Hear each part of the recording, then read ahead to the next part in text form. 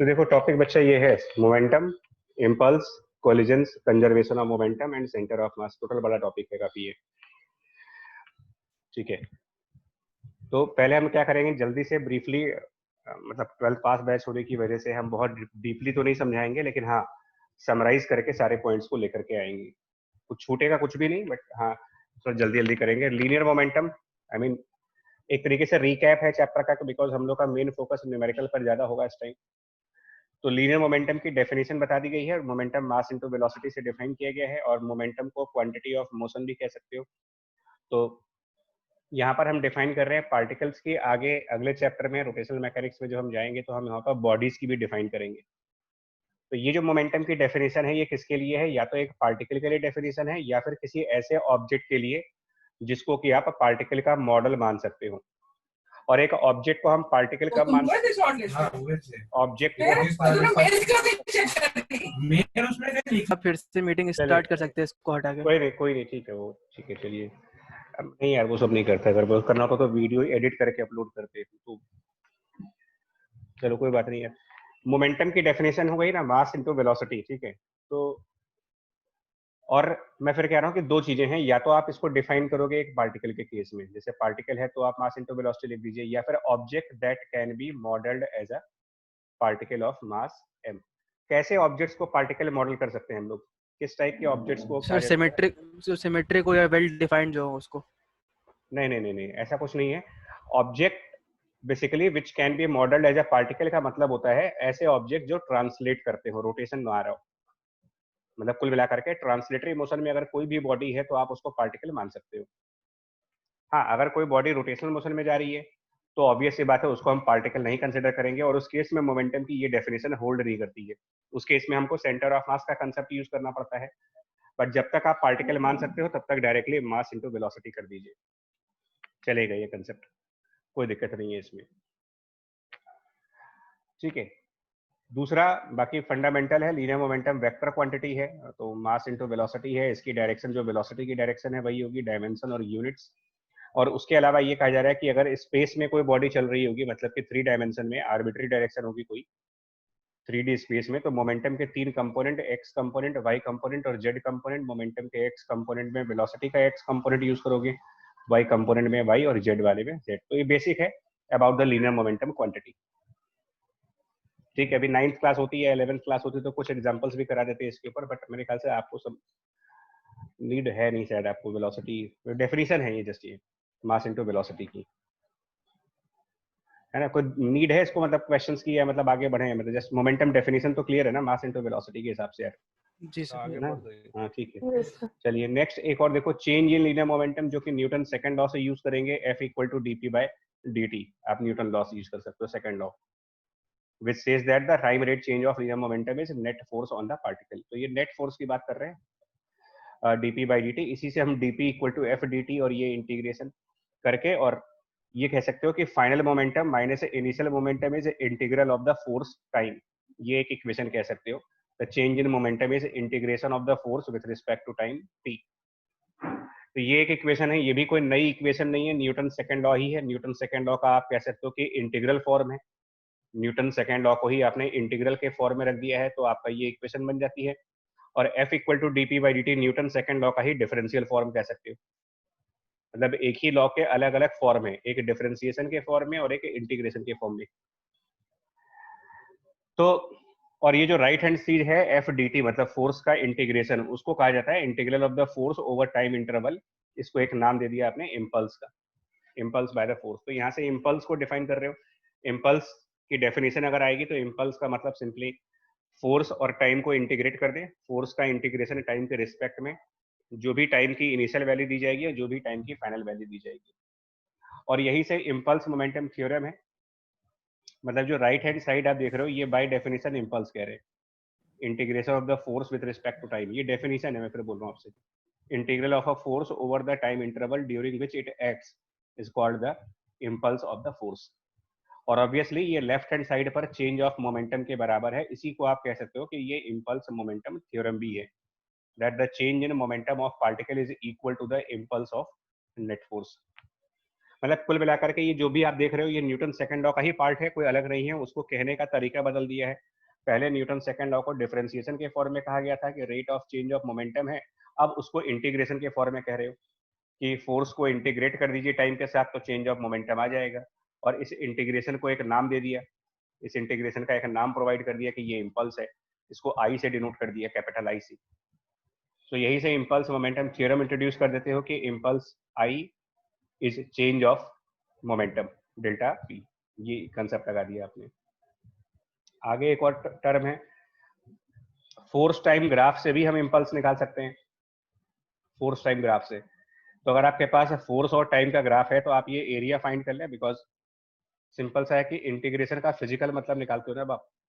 Integration का मतलब अगर हम वैसे बात करें मैथमेटिक्स में, तो इंटीग्रेशन जब भी यूज किया जाता है वो एरिया अंडर कर्व यूज करने के लिए निकालते हो आप कैलकुलस में। तो अगर हम यहाँ पर इंटीग्रेट कर रहे हैं फोर्स और टाइम को, तो इसका मतलब कैलकुलस के पॉइंट ऑफ व्यू से फोर्स और टाइम की ग्राफ का एरिया भी फाइंड कर सकते हो इसकी जगह। और यही स्टेटमेंट है that impulse imparted to the particle by the force is the area under the graph।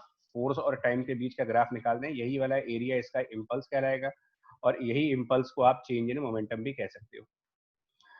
और यहाँ पर कह रहे हैं कि कभी कभी हम एवरेज फोर्स भी यूज करेंगे, मतलब कि इम्पल्स निकालने के लिए आप एवरेज फोर्स भी लगा सकते हो। तो कुल ये जो डेफिनेशन प्रीवियस पेज पर है इंटीग्रेशन एफ डी टी वाली, इसी को फॉलो करते हैं यार। Impulse is integration of the force with respect to time from time t1 to t2।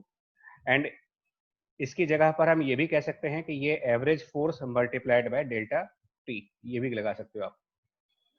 और ये एवरेज फोर्स की डेफिनेशन है यहाँ पर, है ना। The magnitude of average net force can be thought of as the magnitude of constant force. Average force का मतलब एक hypothetical constant force that would give same impulse in the time interval as the actual time varying net force। मतलब actual में force जो है वो variable quantity है time के साथ, तो वो एक वेरिएबल फोर्स जो टाइम के साथ वेरी कर रहा है, उसकी वजह से t1 से t2 इंटरवल में जितना इम्पल्स मिल रहा है उतना ही इम्पल्स आपको एक हाइपोथेटिकल कांस्टेंट फोर्स दे देगा।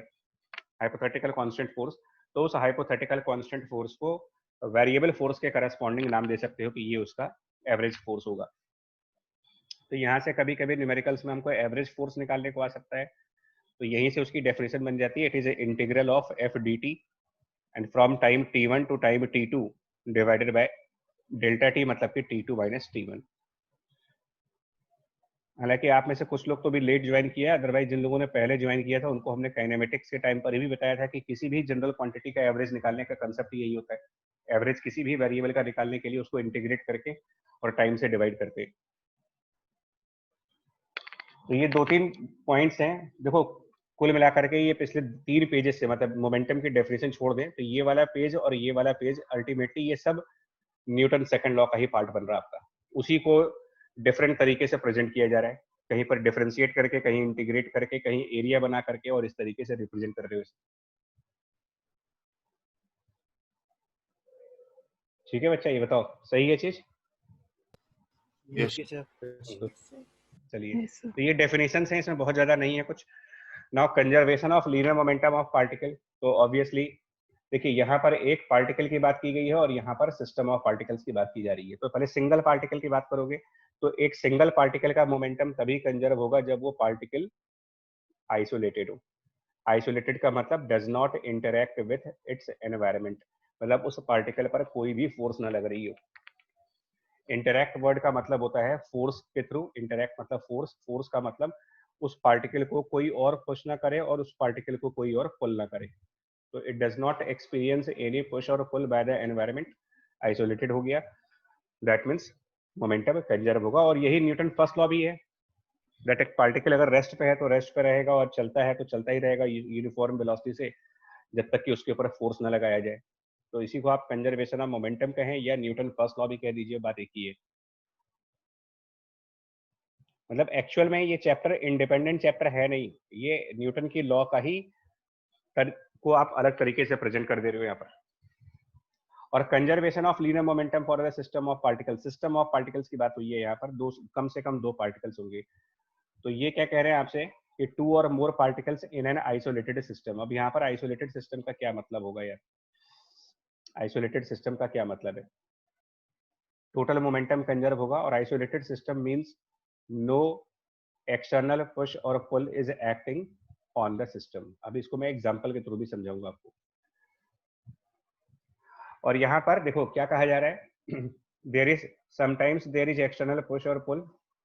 मैं जानबूझ करके ये वर्ड प्रेफर करता हूँ यार, मैं फोर्स लिखने की बजाय ना उसको पुश और पुल लिखना प्रेफर करता हूँ, क्योंकि ये माइंड में ज्यादा इंपैक्ट डालते हैं। फोर्स वर्ड लिखने से अपना इंपैक्ट नहीं पड़ता मेरे को पर्सनली, पता नहीं क्यों मेरे को, क्योंकि पुश और पुल से हमको ये दिखता है, विजुअलाइज हो जाता है कि कोई धक्का देगा या कोई खींचेगा उसको। तो हम कह रहे हैं कि sometime there is external force in specific direction, मान लिया वर्टिकल, तो in such cases the momentum of system along horizontal direction will be conserve. मतलब कि अगर आप एक्सटर्नल फोर्स वर्टिकल साइड पे लगाओगे तो हम हॉरिजॉन्टल में कंजर्व कराएंगे, और अगर एक्सटर्नल फोर्स की डायरेक्शन हॉरिजॉन्टल रहेगी तो हम वर्टिकल डायरेक्शन में कंजर्व कराएंगे। और अगर एक्सटर्नल फोर्स नहीं है ही नहीं, किसी भी डायरेक्शन में नहीं है, वर्टिकल में भी नहीं है, हॉरिजॉन्टल में भी नहीं है, तो फिर हम मोमेंटम हर एक डायरेक्शन में कंजर्व रखेंगे। मतलब उसका हॉरिजॉन्टल पार्ट भी कंजर्व करेंगे, वर्टिकल पार्ट भी कंजर्व करेंगे। और कंजर्वेशन ऑफ मोमेंटम के बारे में ये नोट पॉइंट आपको मैं बता दूं यहाँ पर क्या है न्यूमेरिकल्स के लिए, कि ऊपर हमने कोई statement, we have made no statement concerning the nature of the forces. मतलब हम सिर्फ ये कह रहे हैं कि फोर्स नहीं लगना चाहिए, बाहर से नहीं लगना चाहिए, अंदर से लगे। मतलब ये जो दो पार्टिकल्स है ना, सिस्टम ऑफ पार्टिकल में कम से कम दो होंगे, तो वो दो पार्टिकल्स आपस में फोर्स लगा सकते हैं। तो वो जो आपस में फोर्स लगा रहे हैं ना, उसकी बात कर रहे हैं, forces acting between members of the system. Forces acting between the members, members का मतलब आप कम से कम दो पार्टिकल को मिला करके एक सिस्टम तैयार करोगे, तो वो दोनों पार्टिकल आपस में फोर्स लगा सकते हैं। अब वो कंजर्वेटिव भी हो सकता है, नॉन कंजर्वेटिव भी हो सकता है। तो यहां पर क्या कहा जा रहा है कि only requirement is that the forces must be internal to the system, therefore momentum is conserved for the isolated system regardless of the nature of the internal forces, even if the forces are non conservative। ये statement पर ध्यान से सुनिएगा questions के लिए। मतलब हम numerical से पहले अपनी पूरी तैयारी करके चलेंगे यार। हम न्यूमेरिकल में एंटर करने से पहले अपने सारे कंसेप्ट क्लियर कर लेंगे, उसके बाद ही न्यूमेरिकल को स्टार्ट करूंगा मैं।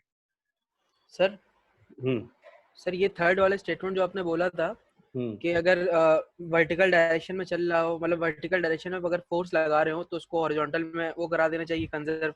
सर अगर हॉरिजॉन्टल में उस सिस्टम की कोई वेलोसिटी हुई नहीं पहले से, तो जीरो हुई, तो सर कैसे कराएंगे? मतलब सिस्टम तो कहीं ना कहीं मूव कर रहा होगा उस समय। जीरो ही रहेगी ना, जीरो है तो जीरो रहेगी, फिर वो नहीं मूव करेगा।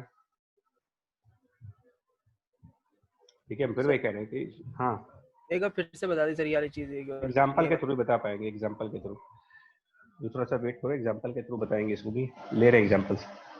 ये नोटिस वाला पॉइंट समझिए, नोटिस वाला पॉइंट आपके लिए इंपॉर्टेंट है। नोटिस वाला पॉइंट ये है कि सिस्टम आइसोलेटेड है, मतलब कि बाहर से फोर्स नहीं है, एक्सटर्नली कोई आप उसको धक्का नहीं दे रहे हो, एक्सटर्नली कोई खींच नहीं रहे हो उसको। बाहर से ना तो धक्का देंगे ना खींच रहे हैं, बाहर से कुछ नहीं करेंगे। लेकिन अंदर अंदर मतलब कि दो पार्टिकल आपस में तो फोर्स लगा सकते हैं कोई भी, तो वो कंजर्वेटिव भी हो सकता है, नॉन कंजर्वेटिव भी हो सकता है। हम लोग क्या कहना चाह रहे हैं यहाँ पर कि किसी भी तरीके का फोर्स हो, चाहे वो कंजर्वेटिव हो चाहे वो नॉन कंजर्वेटिव हो, उससे मोमेंटम कंजर्वेशन पे कोई फर्क नहीं पड़ने वाला आपका। मोमेंटम कंजर्व रहेगा, चाहे फोर्स कंजर्वेटिव लगे अंदर अंदर, चाहे अंदर का फोर्स यानी इंटरनल फोर्स नॉन कंजर्वेटिव रहे। क्योंकि नेचर ऑफ फोर्स कंजर्वेटिव या नॉन कंजर्वेटिव एनर्जी कंजर्वेशन के लिए इंपॉर्टेंट है, मोमेंटम कंजर्वेशन के लिए कहीं से भी इंपॉर्टेंट नहीं है ये। और इसीलिए कह रहा हूं कि depending on nature of internal force the mechanical energy of the system may change और रिमेन कांस्टेंट। यानी कि कहने का मतलब ये है कि अगर एक्सटर्नल फोर्स नहीं है सिस्टम पर, अगर सिस्टम के ऊपर एक्सटर्नल फोर्स नहीं है और मैं आपको ऑप्शन दूं कि momentum is definitely conserved, energy is definitely conserved, momentum may be conserved and energy may be conserved। Sir momentum में भी डेफिनेटली कंजर्व। नहीं, may और डेफिनेटली दोनों कैसे होगा? डेफिनेटली हाँ, मतलब डेफिनेटली, मतलब बिल्कुल पक्की गारंटी ले सकते हैं ना भाई कि अगर एक्सटर्नल फोर्स नहीं है तो गारंटीड है कि मोमेंटम कंजर्व है। लेकिन एनर्जी के बारे में आप स्टेटमेंट नहीं दे सकते हो, क्योंकि एनर्जी वो जो सिस्टम होगा दो पार्टिकल्स का, वो इंटरनली आपस में क्या फोर्स लगा रहे हैं उस पर भी डिपेंड करता है कि वो आपस में फ्रिक्शन लगा रहे हैं तो फिर वो नॉन कंजर्वेटिव हो गया, वो आपस में नॉर्मल लगा रहे हैं या आपस में वो इलेक्ट्रोस्टैटिक फोर्स लगा रहे हैं, वो आपस में मैग्नेटिक फोर्स लगा रहे हैं, इस पे भी तो डिपेंड करेगा। इसको अदरवाइज मैं ऐसे भी कह सकता हूँ न्यूमेरिकल के हिसाब से, इस स्टेटमेंट को न्यूमेरिकली मैं ये भी कह सकता हूँ कि हो सकता है कि न्यूमेरिकल में हम मोमेंटम कंजर्व कराएं लेकिन एनर्जी का लॉस हो जाए, हो सकता है मोमेंटम कंजर्व कराऊं एनर्जी भी कंजर्व हो जाए, हो सकता है मोमेंटम कंजर्व हो लेकिन एनर्जी इंक्रीज कर जाए, कुछ भी हो सकता है। ऐसे कई सारे न्यूमेरिकल्स आएंगे आपके। दैट मीन्स मैं इसको लिख दे रहा हूं यहां पर कि ये सब न्यूमेरिकल्स में, क्योंकि ऐसे ना आपके मन में डाउट्स बहुत आते हैं। तो it is possible to have system where first possibility the momentum is constant, energy is also constant. हो सकता है ऐसा भी हो सकता है कि सिस्टम का मोमेंटम कांस्टेंट रहे, एनर्जी लॉस हो जाए, और ऐसा भी हो सकता है कि सिस्टम का मोमेंटम कांस्टेंट रहे बट एनर्जी गेन हो जाए। तो सब कुछ हो सकता है, मतलब एनर्जी के बारे में आप कुछ नहीं कह सकते क्योंकि एनर्जी इंटरनल और एक्सटर्नल दोनों फोर्सेस पे डिपेंड करता है। मोमेंटम सिर्फ एक्सटर्नल फोर्स पे डिपेंड करता है, एनर्जी इंटरनल एक्सटर्नल दोनों फोर्सेस पे डिपेंड करता है। इसको ध्यान रखना है। और इसके एग्जाम्पल अगर लोगे ना, इसके एग्जाम्पल तो कांस्टेंट एनर्जी का एग्जांपल अभी हम थोड़ी देर बाद इस टॉपिक को डिस्कस करेंगे कि मोमेंटम भी कांस्टेंट है और एनर्जी भी कंजर्व है। तो ये बेसिकली आप इलास्टिक कोलिजन्स पढ़ेंगे जब, तो इलास्टिक कोलिजन में हम कहते हैं सिस्टम की काइनेटिक एनर्जी और मोमेंटम दोनों को ही कंजर्व कराते हैं। लॉस ऑफ एनर्जी जब हम पढ़ेंगे तो अभी आगे चैप्टर जब स्टार्ट करेंगे तो उसमें एक और कोलिजन बताएंगे आपको, वो इनइलास्टिक कोलिजन है। और गेन ऑफ एनर्जी के लिए हम कहते हैं कि ये बेसिकली कहाँ पर होगा, गेन ऑफ एनर्जी का कंसेप्ट अगर निकालना चाहो तो ये सुपर इलास्टिक कोलिजन यानी कि एक्सप्लोजन्स। कोई चीज जब एक्सप्लोड करती है तो एनर्जी बढ़ती है उसमें, बिकॉज केमिकल एनर्जी का कन्वर्जन मैकेनिकल एनर्जी में हो जाता है। तो तीनों एग्जांपल्स है हमारे पास, एनर्जी गेन भी हो सकती है, लॉस भी हो सकती है, कंजर्व भी हो सकती है। तो इसके ऊपर आपको न्यूमेरिकल करते वक्त बहुत केयरफुल होना पड़ता है कि क्या हम एनर्जी कंजर्व कराएं या ना कराएं, तो वो देखना पड़ेगा क्वेश्चन में। स्टार्ट कर रहे हैं यार, देखो कुछ क्वेश्चंस के साथ में, थ्योरी कंप्लीट कर दी हमने, अब कुछ क्वेश्चंस के साथ चलते हैं। पहला रिकॉइल, जो मोस्ट कॉमन एक्सपेरिमेंट है, रिकॉइल वाला। तो अभी हमने रिकॉइल का ना एक पर्सन वाला एग्जांपल लिया, पर्सन और एरो वाला एग्जांपल है, लेकिन ये जो पर्सन है वो फ्रिक्शनलेस आइस ट्रैक के ऊपर है। फ्रिक्शनलेस आइस ट्रैक के ऊपर है, मतलब जिस सरफेस पर वो खड़ा है यहाँ पर फ्रिक्शन 0 है। अब आप इस पर्सन को किसी और मॉडल से भी कन्वर्ट कर सकते हो, मतलब इस क्वेश्चन के डिफरेंट तरीके के मॉडल्स आ सकते हैं, बट इसको समझो कि पर्सन है और सिंपली एक एरो फायर कर रहा हो। इसको बुलेट और गन वाले एग्जांपल से भी ले सकते हो। तो इसमें 60 किलोग्राम पर्सन का वेट है और वो फायर कर रहा है 0.300 किलोग्राम एरो को हॉरिजेंटली 85 मीटर पर सेकंड से। तो कितनी वेलोसिटी से वो रिकॉइल करेगा, move across the ice after firing the arrow? Simple सा क्वेश्चन है ये। तो अब देखिए इस टाइप के न्यूमेरिकल्स को करने के आपके स्टेप्स क्या क्या रहेंगे, मतलब स्टेप्स क्या रहेंगे। तो सबसे पहले देखो आप स्टेप्स क्या क्या होने चाहिए न्यूमेरिकल सॉल्व करने के। सबसे पहले आप आइडेंटिफाई करो सिस्टम को। आप इसमें किसको सिस्टम मानते हो पहले ये डिसाइड कर लो कि कौन है सिस्टम यहाँ पर। तो हमने सिस्टम को आइडेंटिफाई किया है यहाँ पर, तो सिस्टम को आइडेंटिफाई किया तो हमने सिस्टम में पर्सन को यूज किया प्लस एरो को यूज किया, ये हमारा सिस्टम है। ठीक है, अब ये बताओ इस पूरे फिगर में क्या कोई इन दो के अलावा आपको दिख रहा है आसपास कोई और आदमी? इन दो के अलावा आसपास कोई और आदमी दिख रहा है जो इनको धक्का दे रहा होगा? नहीं सर। सर है ना, इस तरीके से समझना है, क्योंकि किताब की लैंग्वेज में पढ़ोगे ना कि एक्सटर्नल फोर्स 0 है तो नहीं समझ में आता। आप सिचुएशन को रियल लाइफ में इमेजिन करो, खुद को मान लो कि आप ही एक मतलब एरो लेकर के आए और एरो फायर कर रहे हो। तो आप और एरो, आप तो सिस्टम हो गए, आपके आसपास कोई और तो नहीं होता ना जो आप लोग को धक्का देता है या आप लोग को खींचता है? ठीक है, नहीं होता। वह प्रैक्टिकल एग्जांपल है। तो इसका मतलब इसी को कहते हैं कि एफ एक्सटर्नल 0 है। मतलब कोई आकर के इनको पुश नहीं कर रहा है, कोई आकर के इनको खींच नहीं रहा है, ये लोग अपने आप कर रहे हैं, ये सारा गेम अपने आप है। तो ये एरो और पर्सन हमारे लिए सिस्टम है, इसको हम कह रहे हैं कि ये सिस्टम है। और इसका मतलब ये सिस्टम हमारा आइसोलेटेड सिस्टम है, क्योंकि ग्राउंड पर फ्रिक्शन भी नहीं है, ग्राउंड पर फ्रिक्शन भी नहीं है, तो ऐसे में मोमेंटम कंजर्व कराओगे। तो नाउ आप कह सकते हो कि momentum of system is conserved. अब कितना था, इनिशियल मोमेंटम कितना होगा और फाइनल मोमेंटम कितना होगा, initial and final momentum. System की बात कर रहे हैं, सिस्टम में दोनों है, पर्सन भी है और एरो भी है। तो इनिशियल मोमेंटम में आप इसको दो पार्ट्स में डिवाइड करोगे, इसका मतलब इनिशियल मोमेंटम आप फाइंड आउट करोगे एरो का, सिस्टम का मतलब उसके सारे मेंबर्स उसमें काउंट होंगे, प्लस इनिशियल मोमेंटम हम फाइंड करेंगे पर्सन का। फाइनल साइड पर फाइनल मोमेंटम में भी हम एरो को कंसीडर करेंगे और फाइनल मोमेंटम में भी हम उस पर्सन को कंसीडर करेंगे, पर्सन को। क्या बनेगा रिजल्ट यार बताओ, क्या आंसर बनेगा इसका? देखो, तो इनिशियली एरो भी रेस्ट पे था, पर्सन भी रेस्ट पे था, दोनों 0-0 थे। बाद में एरो का मास वास सब दे रखा है उसका 0.3, ठीक है, 0.030 किलोग्राम, और 85 उसकी वेलोसिटी है राइट साइड, तो 85 राइट साइड डायरेक्शन में आ जाएगा। हम यहाँ पर क्या करेंगे, राइट साइड को पॉजिटिव और लेफ्ट साइड को नेगेटिव मानेंगे। प्लस पर्सन का मास है 60 किलोग्राम और पर्सन की वेलोसिटी का कुछ पता नहीं है, तो इससे निकाल लो इसकी क्या वेलोसिटी आएगी पर्सन की। अब जो भी आप निकालोगे ऑब्वियसली माइनस में आंसर आएगा। क्या मतलब हुआ इस माइनस में आने का, पर्सन की वेलोसिटी के तो नेगेटिव मींस रिकॉइल, बैकवर्ड। ये बहुत बेसिक क्वेश्चन था मेरा, बहुत फंडामेंटल था, लेकिन बेसिक से ही आपको कंसेप्ट बनेंगे, तो ग्रेजुअली ये लेवल डिफिकल्ट होता जाएगा क्वेश्चन का। टोटल 6 करीब 5 से 6 प्रॉब्लम्स का कलेक्शन है आज के लिए, और वो धीरे धीरे लेवल हम उठाएंगे। बट अभी पहला एग्जांपल था, तो कि आपको समझ में आया कि सिस्टम का क्या मतलब होता है, एक्सटर्नल फोर्स का क्या मतलब होता है, जीरो एक्सटर्नल फोर्स का क्या मतलब होता है। क्योंकि वर्ड्स में लिखना और रियल लाइफ में इसके बारे में इमेजिन करने में थोड़ा सा डिफरेंस है। किताब में तो हम लिख देंगे कि फोर्स 0 है तो मोमेंटम कंजर्व कर लेना। मैं इसीलिए फोर्स वर्ड की जगह पर सिंपली बॉडी को पुल करना और बॉडी को पुश करने से देखता हूँ कि क्या इनको कोई धक्का दे रहा है।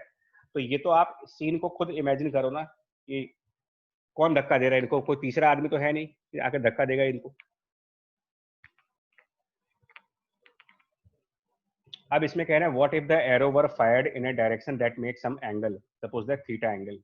तो थीटा एंगल पर होता तो क्या हो जाता है, मतलब ये एरो जो है वो हॉरिजॉन्टल फायर करने की बजाय अगर हमने इसको किसी थीटा एंगल पर फायर किया होता तो सर हॉरिजॉन्टल कंपोनेंट लेते उसका, तो कहाँ पर चेंज करते। ये जो हम यहाँ पर एरो का मोमेंटम लिख रहे थे उसमें जो ये 85 लिख रहे थे, सपोज करो fired eight an angle theta होता, मान लो थीटा एंगल उसका हॉरिजॉन्टल से बन रहा होता, मान लेते हैं कि मान लो वो थीटा बनता विद हॉरिजॉन्टल, तो आप क्या चेंजेस करते इस क्वेश्चन में? 85 cos हाँ कर लेंगे उसको अपने आप, छोड़ दें मतलब। जी सर, जी ठीक। सर। सर इन टाइप के क्वेश्चंस में एक चीज ये होती है आइडेंटिफाई करने में प्रॉब्लम कि एनर्जी कंजर्व करा है कि मोमेंटम कंजर्व करा है, क्योंकि इसमें सर कोई एक्सटर्नल फोर्स तो लग नहीं रहा, तो एनर्जी से भी हो जाएगा ये बच्चा। फिर अभी देखो मैंने बात करी आपके पीछे कि एनर्जी कंजर्व करने में इंटरनल फोर्स भी देखना पड़ता है। अभी यही तो समझा रहा था आपको कि यही तो एक्सपीरियंस हम लोग बता रहे हैं अपना ना, कि आप लोगों से ज्यादा हम लोग जानते हैं कि आपको प्रॉब्लम्स क्या क्या आनी है इसमें, और ये सबको आती है। देखो होता क्या है कि इस चैप्टर में जब न्यूमेरिकल लगाए जा रहे होते हैं ना, हम लोग भी अपने टाइम जब स्टूडेंट्स लाइफ में थे तो हम लोग भी यही काम करते थे कि हम क्वेश्चन को हिट एंड ट्रायल मेथड से करते थे। एनर्जी कंजर्व करा के किया, फिर आंसर पलट के देखा नहीं मैच किया तो इसका मतलब मेथड गलत हुआ। अब उसी क्वेश्चन को हमने मोमेंटम कंजर्व करके कर दिया, आंसर मैच हो गया। तो हम लोग को लगता था कि मेरा एक क्वेश्चन हो गया, जबकि वो एक्चुअल में उस समय क्या होता था हमारे साथ, तब तो रियलाइज होता नहीं था कि हम तो हिट एंड ट्रायल अप्रोच पे चल रहे हैं यार। 3 बार आंसर पलट पलट कर देख रहे हैं, तीसरी बार मैच कर गया तो उस क्वेश्चन को हम काउंट करते हैं कि ये क्वेश्चन हमसे हो गया, जबकि एक्चुअल में वो क्वेश्चन हुआ ही कहाँ आपसे। क्वेश्चन होना उसको बोलते हो जो पहले अटेम्प्ट में हो जाए। तो यही मैं कह रहा हूं कि अब हम क्या करेंगे, जब आप सिस्टम चूज कर लेंगे तो एनर्जी कंजर्व होनी है कि नहीं होनी है, इसके लिए सिर्फ एक्सटर्नल फोर्स नहीं इंटरनल फोर्स भी देखो। अब यह इंटरनल फोर्स कौन सा है, इंटरनल फोर्स कौन सा है? इंटरनल मतलब वो पर्सन और एरो क्या आपस में भी कोई फोर्स लगा रहे? तो मतलब पुश और पुल कर रहे, तो क्या पर्सन का हाथ किसी चीज को खींच नहीं रहा है? सर खींच रहा है। जी सर। एरो फायर करने के लिए यहाँ पर जो इलास्टिक रबर लगेगी, इलास्टिक को आप खींचोगे नहीं। जी सर। और जब आप एक इलास्टिक वायर को खींचोगे तो वो स्प्रिंग जैसा नहीं हो गया? जी सर, फिर समझ गया सर। हाँ, तो अब क्या हुआ, जब हमने उस इलास्टिक वायर को खींचा होगा ना, तो उसके अंदर एक एनर्जी स्टोर हो गई होगी, पोटेंशियल एनर्जी की, हाफ के एक्स स्क्वायर टाइप की, और वही एनर्जी बाद में कहाँ जा रही है? काइनेटिक एनर्जी बन रही है। हाँ, Kinetic एरो और पर्सन की काइनेटिक एनर्जी में। तो सिस्टम को एनर्जी एंगल से एनालाइज करना कभी कभी डिफिकल्ट पड़ जाता है। जैसे अब यहाँ पर हमको ये तो पता नहीं है कि उस एरो में जो इलास्टिक वायर लगा है, उस वायर का कांस्टेंट क्या है, कुछ दिया उसके बारे में? कुछ भी नहीं दिया क्वेश्चन में। तो अगर हम एनर्जी, देखो एनर्जी कंजर्व है कैसे? पर्सन ने जब उसको खींचा होगा ना, एरो फायर करने से पहले इस पर्सन ने इस इलास्टिक वायर को पुल किया होगा, तो ये स्ट्रेच हुआ होगा स्प्रिंग जैसा, तो इसके अंदर हाफ के एक्स स्क्वायर की एनर्जी आ गई होगी, और वही एनर्जी कन्वर्ट हो जाएगी एरो की काइनेटिक एनर्जी में और पर्सन की एनर्जी में। तो एनर्जी तो कंजर्व है, बट सॉल्व कैसे करोगे? जी सर। ठीक है, नेक्स्ट। बट हाँ, आगे से ये ध्यान रखना है इस क्वेश्चन में, ये जल्दीबाजी मत कर देना कि एनर्जी कंजर्व ही होगी। मैं फिर बोल चुका हूँ आपसे, हमारे पास 3 तरीके की सिचुएशंस हैं। मोमेंटम कंजर्व होने के साथ साथ हो सकता है एनर्जी का लॉस हो जाए, आपको एनर्जी गेन हो जाए, या एनर्जी कंजर्व हो जाए। तो ये एनालिसिस करनी पड़ती है हमें, ये देखना पड़ेगा। अगर फ्रिक्शन नहीं है सिस्टम में और आपको लग रहा है कि कोई एनर्जी लॉस होने वाली चीज नहीं है, तो कंजर्व करा दो। लेकिन ये भी ध्यान रखना, गेन होने वाला तो कुछ नहीं है। गेन कहां पर? जब किसी और फॉर्म की एनर्जी, केमिकल एनर्जी, एक्सप्लोजन में, decay, radio active decay, nuclear energy, तो ऐसा भी तो हो सकता है ना कि किसी और फॉर्म की एनर्जी काइनेटिक या पोटेंशियल में कन्वर्ट हो रही हो, क्योंकि हम जिस एनर्जी की बात कर रहे हैं वो तो मैकेनिकल एनर्जी की बात कर रहे हो आप तो यहाँ मैकेनिकल एनर्जी की बात कर रहे हो ना यहाँ पर। जी तो सर। इसमें तो 2 ही आएंगे, काइनेटिक और पोटेंशियल। लेकिन सिस्टम में अदर फॉर्म की एनर्जी भी तो हो सकती है। पिछले चैप्टर में जो बता रहा था मैं आपको, रेडियो एक्टिव डिके में न्यूक्लियर एनर्जी इन्वॉल्व है, बाइंडिंग एनर्जी इन्वॉल्व है, एक्सप्लोजन में केमिकल एनर्जी इन्वॉल्व है। तो हो सकता है इनका कन्वर्जन हो रहा होगा मैकेनिकल एनर्जी में, तो हम अगर कन्वर्जन हो रहा है तो फिर ऑब्वियसली मैकेनिकल एनर्जी कंजर्व नहीं है। जी सर। ठीक है बच्चा, तो ये देखते हैं क्वेश्चंस के साथ अभी करेंगे ना, तो धीरे धीरे प्रैक्टिस होगी आपकी। एक और ये क्वेश्चन देखो, रिकॉइल के अलावा। अब मैंने देखो रिकॉइल में पर्सन और एरो का कराया है, बुलेट और गन का मैं नहीं कराऊंगा। बुलेट और गन सिमिलर होता है, आप लॉजिक, अगर आपका लॉजिक डेवलप कर देंगे, बट प्रैक्टिस के लिए वो अपने आप करना। तो गन और बुलेट अपने आप करिएगा। ये एक जंप करने वाला क्वेश्चन है बच्चा। जिसकी साइड भी आवाज आ रही प्लीज माइक म्यूट करें अपना, otherwise. Jumping off the rail road car, तो ये पर्सन है एम मास का, और कैपिटल एम मास की एक कार है, ठीक है, और ये व्हील्स लगी हुई हैं, और ये रेल्स हैं, बट रेल्स फ्रिक्शनलेस हैं, फ्रिक्शनलेस ट्रैक। तो इसके अंदर ये सब कुछ रेस्ट पे है, मतलब ये सारा कुछ सिस्टम रेस्ट पे है। तो इसमें सिस्टम हमारा small M plus capital M हुआ। देखिए, जब भी आप सोल्यूशन पार्ट पे जाएंगे तो सबसे पहले अपने सिस्टम को क्लियर कर दो, डिक्लेयर करो कि सिस्टम क्या लेना चाहते हो। तो मैंने सिस्टम चूज किया है small M plus capital M को मिला करके, ठीक है। आप चेक करते हैं इसमें एक्सटर्नल, आप बताओ एक्सटर्नल कोई पुश बता दो और पुल बता दो आप मुझे, क्योंकि हम फोर्स नहीं लिखना चाहेंगे इसमें। बताओ बाहर से, नहीं सर। आप इसको इमेजिन खुद कर सकते हो। है ये जो रेल है ना, रेल सिस्टम में नहीं है। सिस्टम से बाहर क्या है, ये मासेस सिस्टम में है, मतलब अर्थ सिस्टम के बाहर है। सुनिएगा, हाँ, सिस्टम में क्या है और आउट ऑफ सिस्टम क्या है इसके अंदर। आउट ऑफ सिस्टम क्या है देखो, बस तो हाँ, तो आउट ऑफ सिस्टम में अर्थ है, क्योंकि उसको हमने डिक्लेयर ही नहीं किया सिस्टम में, वो रेल्स हैं। तो क्या इनकी वजह से कोई फोर्सेस नहीं लग रहे हैं? तो अर्थ की वजह से ग्रेविटी लग रही है, रेल्स की वजह से नॉर्मल लगेगा। फ्रिक्शन नहीं बच्चा, फ्रिक्शन नहीं है, फ्रिक्शनलेस ट्रैक लिया हुआ है।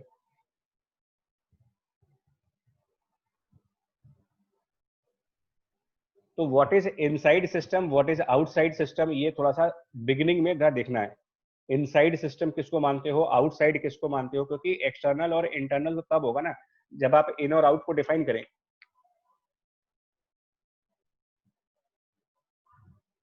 जी सर।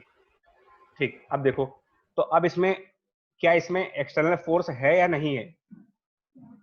सर नहीं है वर्टिकली है। सर वर्टिकली है, मतलब वर्टिकली है ना, है मतलब वो अलग बात है कि बैलेंस हो जाएंगे, मतलब एक्सटर्नल पुश और पुल में नॉर्मल भी लग रहा है और ग्रेविटी लग रहा है, ये दोनों है। तो ये बैलेंस करें या ना करें उससे हमें मतलब नहीं है, ये दोनों वर्टिकल हैं और यही वो स्टेटमेंट है। Sometimes there is external push और pull in the specific direction से वर्टिकल। तो अब यहाँ पर अगर आप मोमेंटम कंजर्व कराएंगे तो कौन सी डायरेक्शन में कंजर्व कराएंगे? हॉरिजॉन्टल। Horizontal direction. तो यहाँ पर हम कह देंगे कि मोमेंटम, वो भी सिस्टम का यार, अकेले का नहीं, मतलब that means summation of the momentum of system will be conserve constant. Students की जल्दीबाजी की वजह से प्रॉब्लम बिगड़ता है। वो क्या होता है ना, इस स्टेप पर ध्यान नहीं देते। वो कहते हैं यार ये स्टेप तो हमको आता है, वो ये मानते हैं कि ये स्टेप मुझे आता है, जबकि यही सबसे बड़ा इंपॉर्टेंट स्टेप है। और इसी को वो बाय डिफॉल्ट ये मान के चलते हैं कि नहीं यार ये मुझे आता है तो मैं तो डायरेक्ट मोमेंटम कंजर्व करा दूंगा, फंस जाते हैं। आप मोमेंटम कंजर्व कराने में क्या करेंगे, देखो क्या लिखेंगे इक्वेशन। तो इसमें अब आप क्वेश्चन ये बनाओ कि जब वो पर्सन जंप कर जाएगा ना क्वेश्चन के हिसाब से, तो मान लेते हैं कि पर्सन के जंप करने के बाद ये जो कार है ये बैकवर्ड डायरेक्शन में v वेलोसिटी से गई, और पर्सन जंप करने के बाद पर्सन की फॉरवर्ड डायरेक्शन में वेलोसिटी जो है क्वेश्चन के हिसाब से लिखा हुआ है, person jumps with the horizontal velocity u relative to the car. तो ये u हॉरिजॉन्टल वेलोसिटी से जंप हुआ है, लेकिन ये u एक्चुअल वेलोसिटी नहीं है, ये क्या दे रखी है आपको, रिलेटिव टू द कार। और कार के वेलोसिटी बैकवर्ड v है, ये तो ऑब्वियस है कि रिकॉइल करेगा वो। तो यहां पर मुझे ये पता है कि इनिशियल मोमेंटम तो जीरो है ना, सब कुछ रेस्ट पे है। क्वेश्चन कह रहा है कि ये सारा सिस्टम रेस्ट पे था, ये पूरा सिस्टम जब रेस्ट पे है तो आप कह दे रहे हो कि इनिशियल मोमेंटम जीरो है, तो फाइनल मोमेंटम निकालते हैं और उसको भी जीरो कर देंगे। फाइनल मोमेंटम, तो फाइनल मोमेंटम में आपको मोमेंटम दोनों लिखना पड़ेगा, final momentum of small M कितना है और फाइनल मोमेंटम ऑफ कार कितना है, यानी कैपिटल एम कितना है, क्योंकि सिस्टम में दोनों ही है। तो फाइनल मोमेंटम भी किसी फ्रेम से कंजर्व करना, तो फ्रेम बदलेंगे तो कंजर्वेशन भी डिफरेंट हो जाएगा। Right, genuine point. तो मोमेंटम कौन सी फ्रेम से कंजर्व कराना होता है, ये भी एक वैलिड क्वेश्चन है। ठीक है, देखिए एक बात बताओ, हम लोगों ने कहा है कि सम ऑफ ऑल फोर्सेस जीरो होना चाहिए, ठीक है, और हम न्यूटन लॉ की बात कर रहे हैं। हमने क्या कहा कि आज का जो भी डिस्कशन है वो आपका किसके पॉइंट से चला आ रहा है। अगर आप ध्यान से देखो तो कंजर्वेशन ऑफ मोमेंटम या इम्पल्स ये कोई नए चैप्टर नहीं है, ये अल्टीमेटली न्यूटन लॉ से ही सब कुछ आ रहा है। तो न्यूटन लॉ कौन सी फ्रेम में लीगली वैलिड है, मतलब लीगली वो कौन से फ्रेम में वैलिड है? तो इनर्शियल में कराओ ना, जब वैलिड ही वहीं पर है लीगल उसका। वो तो अलग बात है कि आप नॉन इनर्शियल में स्यूडो लगा करके आंसर को ले आते हो, और स्यूडो फोर्स हमने कहा था कि एक चॉइस होती है हमारी क्वेश्चन सॉल्व करने की, बट स्यूडो फोर्स एक्चुअल में कोई फोर्स तो होता नहीं। तो हम बात कर रहे हैं कि क्योंकि इस टॉपिक की बिगिनिंग न्यूटन लॉ से हो रही है, तो न्यूटन लॉ का लीगल फ्रेम इनर्शियल बोलते हो, इसका मतलब ये सब कुछ इनर्शियल फ्रेम में होना चाहिए। कंजर्वेशन भी इनर्शियल फ्रेम में रहेगा हमेशा। जब भी मोमेंटम कंजर्व करेंगे वो सिर्फ और सिर्फ इनर्शियल फ्रेम यानी ग्राउंड के रिस्पेक्ट में कंजर्व कराएंगे आप।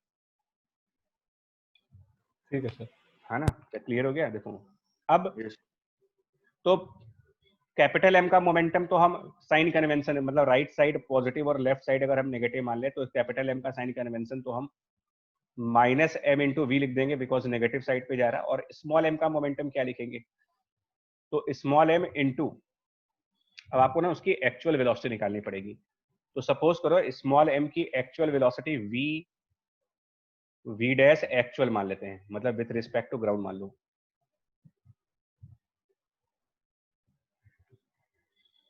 सॉरी वॉइस चली गई थी मेरे ख्याल से। ठीक है, तो पर्सन की वेलोसिटी, इस पर्सन की वेलोसिटी को वी डैश मानते हैं with respect to the ground. Person की velocity V dash with respect to ground. Question कह रहा है कि यू है रिलेटिव टू द कार, और मैं कह रहा हूँ वी डैश है with respect to the ground. तो रिलेटिव को काइनेमेटिक से तो निकाल सकते हो ना यार। अगर पर्सन v डैश वेलोसिटी से राइट साइड जा रहा और कार v वेलोसिटी से बैकवर्ड जा रही है, तो इन दोनों में रिलेटिव क्या आएगा? दो बॉडीज अगर अपोजिट डायरेक्शन में चलें तो रिलेटिव कैसे निकालते हो आप? इसमें पर्सन को v प्लस v डैश, तो ये u की वैल्यू है। इसका मतलब ये जो u है ना, this is v plus v dash, तो हमको v डैश चाहिए क्योंकि हमें एक्चुअल वेलोसिटी से ही मोमेंटम को लिखना होगा। तो v डैश निकालने के लिए हम क्या कर सकते हैं, बिकॉज अगर u की value v plus v dash है तो इसका मतलब v डैश की वैल्यू u माइनस v है, तो पर्सन के मोमेंटम को हम यहाँ पर u माइनस v लिखेंगे। आई बात समझ में? Yes sir. जी सर। और ये फाइनल मोमेंटम होगा किसके बराबर? इनिशियल वाले के। इनिशियल वाला कितना है? 0।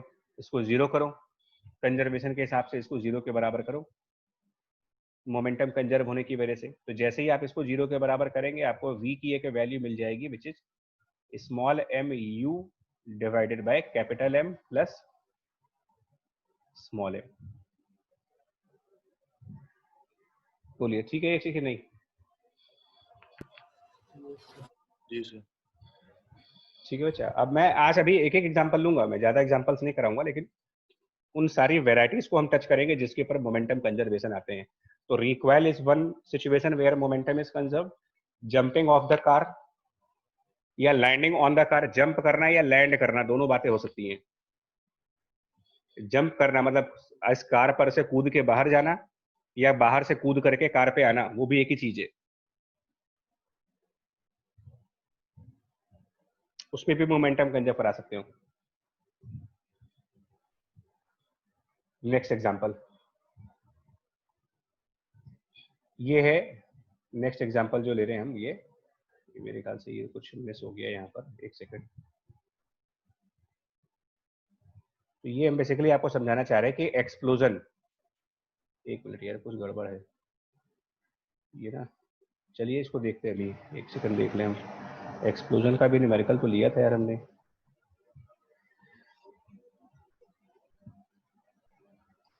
चलो देख लेते हैं इसको ना, इसको हटा देते हैं।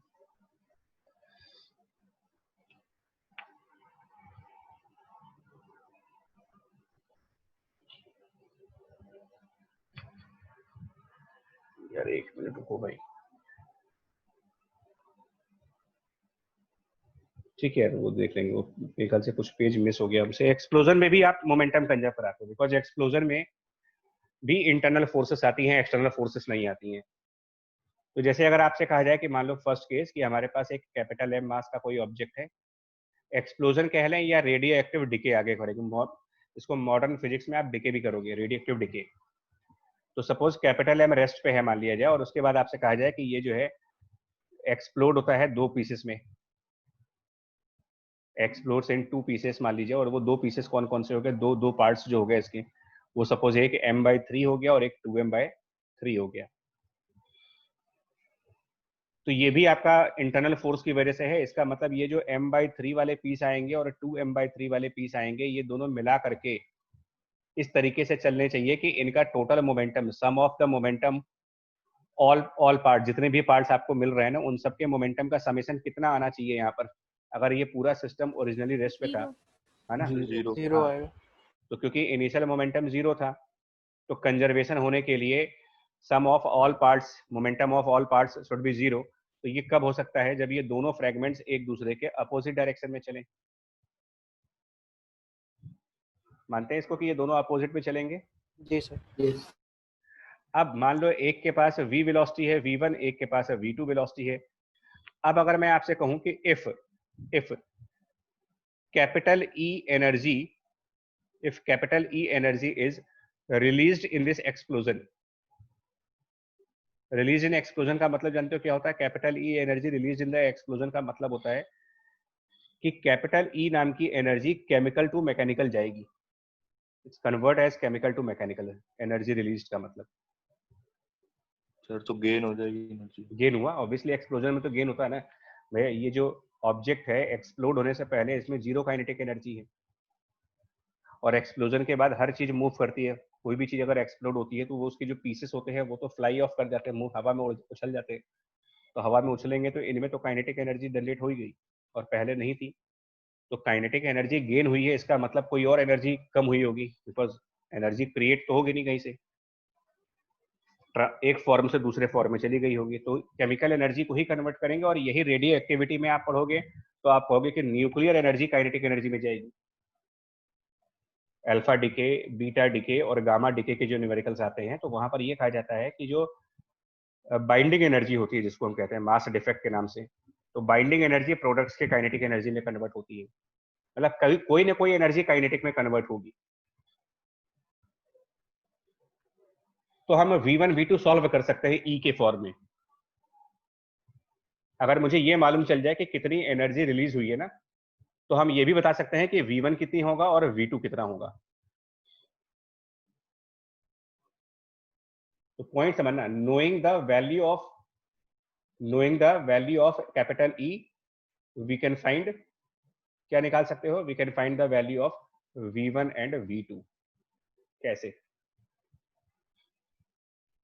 कैसे निकालेंगे V1 V2 कैसे निकालेंगे? तो देखो टोटल एनर्जी चेंज तो काइनेटिक एनर्जी। हाँ, एक यहां पर आप करोगे conversion of energy, conversion of energy की इक्वेशन। ये जो केमिकल से मैकेनिकल में ई आ रहा है, ये ई बेसिकली फिर किसके बराबर होगा? तो ये बराबर होगा half m/3 into V1 square, दोनों फ्रेगमेंट्स की काइनेटिक एनर्जी का सम होगा ये। बोले है ना? हालांकि रियल लाइफ में एक्सप्लोजन में और भी चीजें होती हैं। रियल लाइफ में एक्सप्लोजन में लाइट भी निकलती है, साउंड भी निकलता है, आवाज भी आती है। कोई चीज एक्सप्लोड होगी तो आवाज आती है, और दिवाली के पटाखे हैं तो साउंड भी आएगा, लाइट भी आएगा, उसमें आवाज भी आएगी। तो रियल लाइफ में तो एक्सप्लोड करने पर केमिकल एनर्जी बहुत सारे एनर्जीज में कन्वर्ट होती है, साउंड एनर्जी में भी, लाइट एनर्जी में भी, मैकेनिकल एनर्जी में भी कन्वर्ट हो रही है। लेकिन हम न्यूमेरिकल में ना बहुत ज्यादा अप्रोक्सीमेशन लगा रहे थे कि चलो कोई साउंड जनरेट नहीं हुआ, साइलेंट एक्सप्लोजन हो गया, कोई लाइट जनरेट नहीं हुई एक्सप्लोड होने पर, मतलब पटाखे टाइप की चीज नहीं थी, कोई नॉर्मल चीज एक्सप्लोड हो गई, तो हम ये मान के चल रहे हैं कि पूरी केमिकल एनर्जी काइनेटिक एनर्जी में चली गई है। तो हमने ये इक्वेशन लगाई मोस्ट आइडियल कंडीशंस में, नंबर 1। और नंबर 2 मोमेंटम कंजर्व है। तो मोमेंटम कंजर्वेशन की इक्वेशन क्या लगाओगे? मतलब momentum of the system is conserve, constant कर दीजिए, टोटल मोमेंटम सिस्टम का कंजर्व है, और कंजर्व भी कितना है? 0 है वो। सो 0 इक्वल टू बाद में 2m/3 का पॉजिटिव मोमेंटम, यानी कि 2m/3 multiplied by V2 positive और m/3 V1 नेगेटिव, तो minus m/3 V1 negative momentum. ये सेकंड इक्वेशन हो गई। अब मेरे ख्याल से ये दो साइमल्टेनियस इक्वेशंस हो गई V1 और V2 के लिए। जी सर। अब तो हो जाएगा सॉल्व, मतलब कैपिटल ई के फॉर्म में, मतलब जो आपका आंसर है, आपका आंसर रहेगा। अब इस आइडिया को समझना है कि अगर आपको ये मालूम चल जाए कि एक्सप्लोजन में कितनी एनर्जी बाहर आई है, तो आप ये बता सकते हो कि जो फ्रेगमेंट्स होंगे वो कितनी कितनी स्पीड पर चलेंगे। सर हाँ सर, ये एक बार ई वाला क्वेश्चन समझा दी फिर से। ई वाली इक्वेशन नहीं समझानी है, ई वाला कन्वर्जन है, कंजर्वेशन नहीं है। कंजर्वेशन और कन्वर्जन में फर्क है। कंजर्वेशन ऑफ एनर्जी में क्या होता है कि मैकेनिकल एनर्जी मैकेनिकल के ही फॉर्म में कंजर्व होती है, और हम कह रहे हैं कि यहाँ पर एक ट्रांसफॉर्मेशन यानी कन्वर्जन ऑफ एनर्जी है, जिसमें केमिकल एनर्जी को कन्वर्ट करके हम डालते हैं मैकेनिकल एनर्जी में। एक्सप्लोजन अगर कोई भी चीज होगी तो अंदर बारूद भरे होंगे, जो भी भरा होगा, तो जो भी उस बारूद की या फिर केमिकल प्रॉपर्टीज जो भी लगाओगे, उससे जो रिएक्शंस होती हैं उनमें जो एनर्जीज निकलती हैं, केमिस्ट्री में आप पढ़ते हो कि केमिकल रिएक्शंस एंडोथर्मिक भी हो सकती हैं और एक्सोथर्मिक भी हो सकती हैं।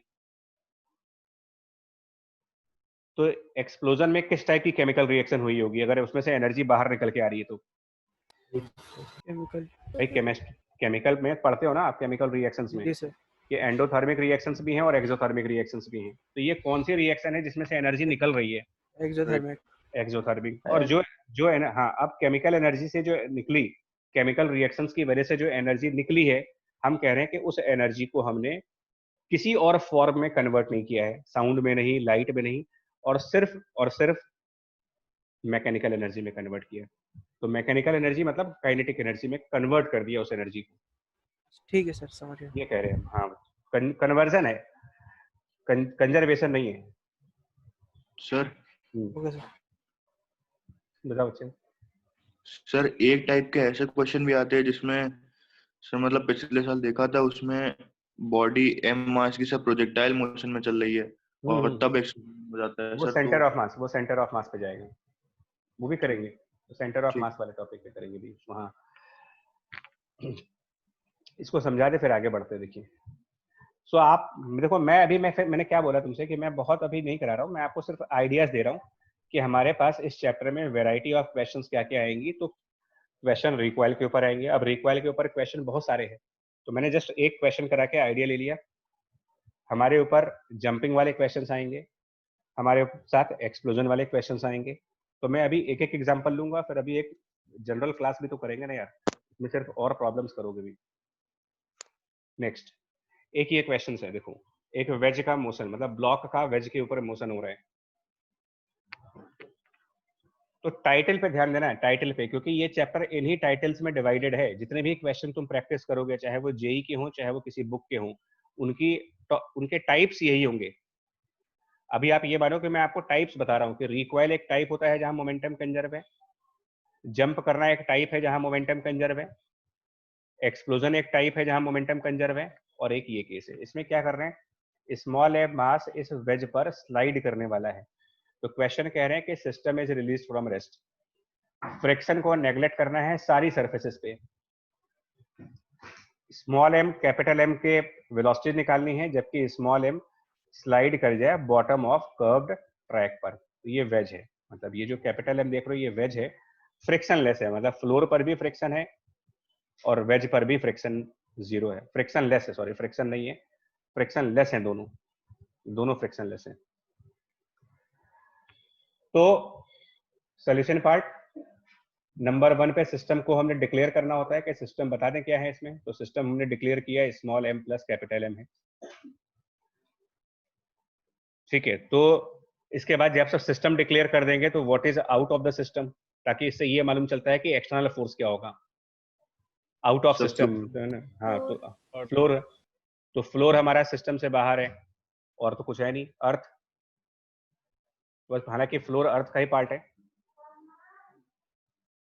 ना। अच्छा, फ्लोर तो अर्थ का ही पार्ट होगा ना वो के लिए। Yes sir. तो ये कौन सा फोर्स लगाएगा, जो चीज सिस्टम से बाहर रखी है उसने, उससे कौन सा फोर्स आएगा, फ्लोर या अर्थ की वजह से? Normal mg। तो ये आपके एक्सटर्नल फोर्सेस हैं, इनको एक्सटर्नल फोर्स कहा जाएगा। कि है एक्सटर्नल फोर्स लग रहा है यहाँ पर, लेकिन वर्टिकल साइड पे लग रहा है। तो आप बोलोगे since external force in horizontal zero है, वर्टिकल है हॉरिजेंटल में जीरो है, तो इसका मतलब मोमेंटम ऑफ सिस्टम कंजर्व तो होगा, लेकिन सिर्फ और सिर्फ कौन सी डायरेक्शन में कंजर्व होगा, is constant is conserved in horizontal direction, vertical में नहीं कंजर्व होगा। ये जीरो नहीं होंगे, नॉर्मल एमजी जीरो नहीं हो पाएंगे, नॉर्मल एमजी बैलेंस नहीं होंगे एक्चुअली। ये भी आपका मिसकंसेप्शन है कि नॉर्मल एमजी हमेशा बैलेंस होते हैं, इस वजह से भी प्रॉब्लम होती है हमें। देखिए मैं फिर बोल रहा हूँ बच्चा, कोई भी चीज अगर आप लिखो बोलो तो उसके पीछे लॉजिक बताओ। अगर मैं मान लो ये कहना भी चाहता हूँ कि नॉर्मल एमजी बराबर है, तो किस लॉजिक पे कहूंगा मैं इसको? ये आदत बन जाएगी तो न्यूमेरिकल गलत नहीं होगा, होगा कि नहीं होगा लेकिन गलत नहीं होगा आपका। हम लोग ना इंट्यूशंस के बेसिस पे बोलते हैं कि नॉर्मल एमजी बैलेंस होते हैं। दो फोर्स तभी बैलेंस हो सकते हैं जब उसमें कोई ना कोई न्यूटन लॉ फिट बैठ रहा हो, या तो न्यूटन फर्स्ट लॉ लग रहा होगा या न्यूटन सेकंड लॉ लग रहा होगा। तो यहाँ नहीं होगा। एक्शन रिएक्शन नहीं है, नॉर्मल एमजी एक्शन रिएक्शन में नहीं आते। ग्रेविटी सेंटर ऑफ मास की पोजीशन अलग होगी, जैसे सेंटर ऑफ ग्रेविटी की अलग होगी वहाँ पे। हाँ, एमजी एक पुलिंग फोर्स होता है, नॉर्मल एक पुश करने वाला फोर्स होता है। ये एक्शन और रिएक्शन कैसे हो जाएंगे? पुल का रिएक्शन पुश में कैसे चला जाएगा यार? खींचने का रिएक्शन धक्का देना हो जाएगा, कि धक्का देने का रिएक्शन धक्का देना होगा। फिजिक्स को बड़े सिंपल वे में समझो। चलिए, ये बराबर नहीं होंगे, रीजन बीइंग क्योंकि जो छोटा वाला मास है वो जब स्लाइड करेगा ना तो सेंटर ऑफ मास की स्टोरी आएगी इसमें। सेंटर ऑफ मास इसमें नीचे आ रहा है, खैर उससे हमें मतलब भी नहीं है।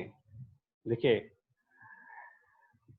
हॉरिजॉन्टल मोमेंटम कंजर्व कराएंगे तो अब हम क्या करने जा रहे हैं, देखो हम ये मानेंगे कि जब ये सिस्टम आगे बढ़ जाएगा तो नेचुरली हम ये मान लेते हैं कि ये जो वेज है जब वो नीचे आ जाएगा, जिस टाइम पर वो मास नीचे आ जाएगा, मतलब वेज वाला बॉडी जब नीचे आ जाएगी यहाँ पर,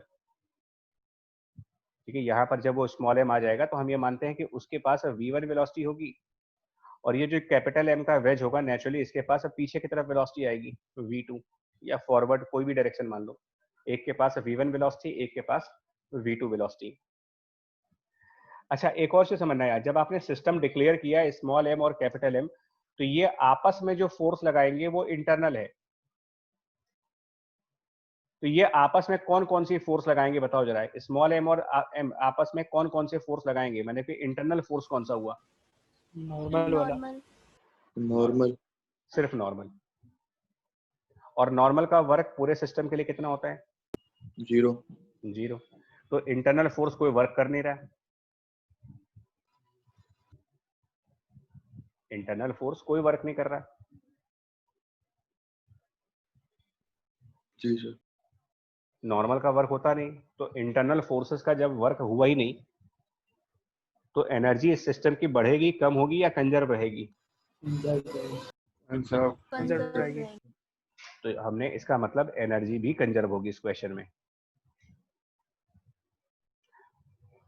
देखिए एनर्जी कंजर्व न होने के दो ही कंडीशंस हैं, या तो कोई और फॉर्म की एनर्जी का कन्वर्जन हो रहा हो, सुनिएगा फिर से, या तो सिचुएशन कोई ऐसी हो जिसके अंदर किसी और फॉर्म की एनर्जी मैकेनिकल में कन्वर्ट हो रही हो, chemical to mechanical, nuclear to mechanical, वो डिके वाले क्वेश्चन है, या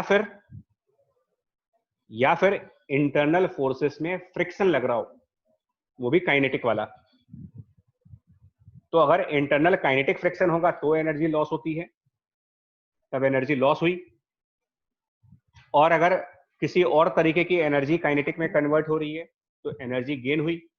और अगर ये दोनों बातें नहीं है वहां पर, मतलब कोई और फॉर्म ऑफ एनर्जी काइनेटिक या पोटेंशियल में नहीं कन्वर्ट हो रही है और इंटरनल फ्रिक्शन नहीं है, तो ये दोनों बातें जब आपके न्यूमेरिकल्स में है तो इसका मतलब बड़ा क्लियर मैसेज है कि एनर्जी कंजर्व कर देना। अब हम अपनी इक्वेशंस बनाने जा रहे हैं, क्या इक्वेशंस बनेंगी देखो, तो अब हमारी इक्वेशंस तैयार होने जा रही है। देखो पहली आपने नोटिस किया कि मैं करीब 10 मिनट तक तो बिना इक्वेशन के ही चल रहा हूँ, 10 मिनट तक तो मैं खाली डिस्कशन कर रहा हूँ कि होगा क्या इसमें, उसके बाद इक्वेशन बनाने पे जा रहा हूँ मैं। तो पहली इक्वेशन मोमेंटम कंजर्व कर देंगे, कितना मोमेंटम है इनिशियली, इनिशियल मोमेंटम चेक करो, तो क्वेश्चन कह रहा है कि सिस्टम रेस्ट पे था, 0 था, तो मोमेंटम, तो COLM which stand for conservation of linear momentum, conservation of linear momentum. तो क्या बनेगा, small m v1 positive direction का मोमेंटम, स्मॉल m v1 और capital M v2 negative direction का मोमेंटम इक्वल टू 0, ये हो जाएगी मेरी फर्स्ट इक्वेशन। और COME which is conservation of mechanical energy, conservation of mechanical energy दूसरी इक्वेशन। तो initially small m h height पे था तो potential energy mgh equal to, बाद में इन दोनों के पास काइनेटिक एनर्जी आ जाएगी, तो half small m v1 square plus half capital M v2 square. आगे हो जाएगा साइमल्टेनियस इक्वेशन से अब ये v1 v2। जी सर, जी सर। ठीक है ना, अच्छा ठीक है,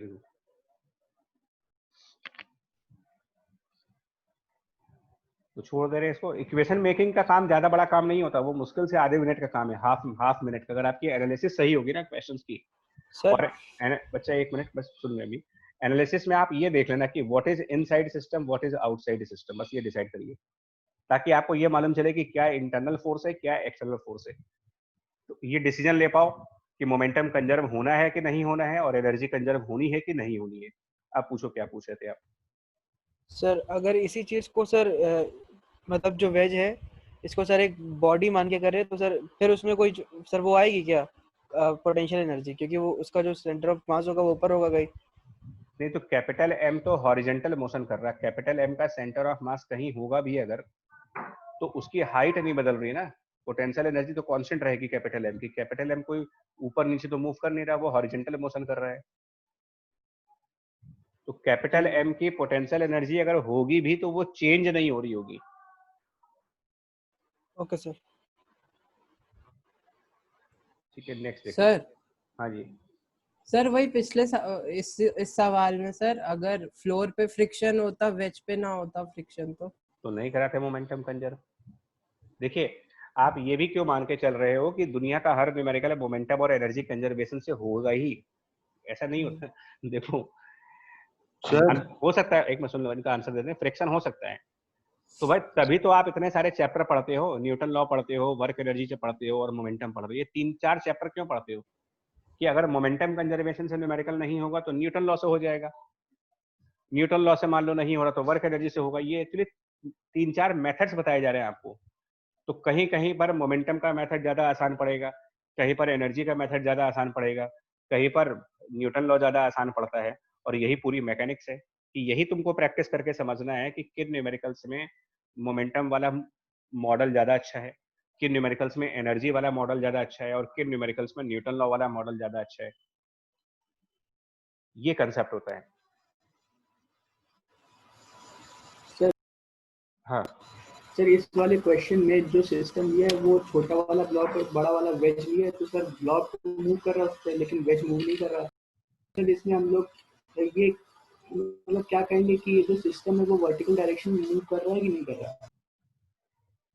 देखिए सिस्टम के मेंबर्स मूव करते हैं, सिस्टम नहीं मूव करता है। सिस्टम में दो बातें होती है, सिस्टम दो पार्टिकल्स का मिल करके बना है। तो आप ये बोलोगे सिस्टम के अंदर दोनों पार्टिकल्स में से मोशन हो रही है, या अगर आप ये कहना चाहते हो कि सिस्टम मूव कर रहा है कि नहीं कर रहा, तो सिस्टम मतलब क्या, सिस्टम को डिफाइन करने के लिए ही तो आप एक कंसेप्ट लगाते हो to define motion of system. System का मोशन अगर आप कहना चाह रहे हो कि सिस्टम मूव कर रहा है कि नहीं कर रहा, तो इसी का आंसर मिलेगा तुम्हें जब सेंटर ऑफ मास डिफाइन करोगे।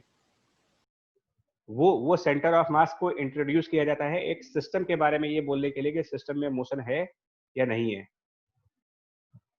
तो सिस्टम का मोशन मतलब उसके सेंटर ऑफ मास का मोशन। अब बताओ क्या इन दोनों के सेंटर ऑफ मास में कोई मोशन है या नहीं है? Yes sir. Centre of mass में मोशन होगा, बिल्कुल होगा, क्योंकि छोटा वाला एम ऊपर से नीचे आ गया है तो सेंटर ऑफ मास की लोकेशन बदल जाएगी। अभी जरूरत नहीं पड़ेगी उसका, मैं खुद आंसर दूंगा, आप परेशान ना होइए, मैं 100% इसकी क्वेरी रिजॉल्व करूंगा। सर जी सर अगर फ्रिक्शन लगेगा सरफेस पे, फ्लोर पे, सर तो हम लोग मोमेंटम कंजर्व नहीं करा सकते? नहीं करा सकते ना, फ्लोर को सिस्टम में लिए नहीं आपने, फ्लोर को सिस्टम के बाहर रखा है तो बाहर से फोर्स लग गया। सर लेकिन कंजर्वेशन ऑफ मोमेंटम तो तब भी लग जाता है जब एक्सटर्नल फोर्स हो। कहाँ लगता है भाई?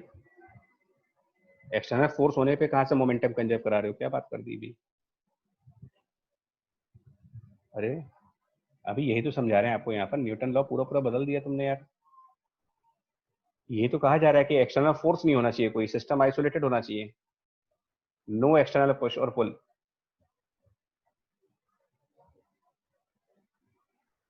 साफ साफ कह रहे भाई। जी सर समझिए। सर इस वाले केस में अगर फ्लोर को भी सिस्टम मान लें और फ्रिक्शन हो तो फ्लोर को सिस्टम मान लेंगे तो फ्लोर का मोमेंटम कैसे डिफाइन करेंगे? क्योंकि सिस्टम में अगर फ्लोर भी मानेंगे तो हमें उसका भी मोमेंटम लिखना पड़ेगा। जितने जितने मेंबर आप सिस्टम में काउंट करोगे सबके मोमेंटम लिखने पड़ेंगे, क्योंकि मोमेंटम तो सिस्टम का कंजर्व है ना। आप फ्लोर का मास कैसे डिफाइन करोगे? सर वो प्रॉब्लम हो जाएगी सर। सर उस केस में फिर सर वो वाला कॉन्सेप्ट यूज करेंगे ना कि जो एनर्जी लॉस वाला कॉन्सेप्ट होता था कि फ्रिक्शन वाला जो एनर्जी लॉस हुआ उससे करा सकते थे पूरा। वो तो वर्क एनर्जी थ्योरम लग जाएगी। हम इनका जो डाउट्स है जी सर भाई, वर्क एनर्जी थ्योरम वाली।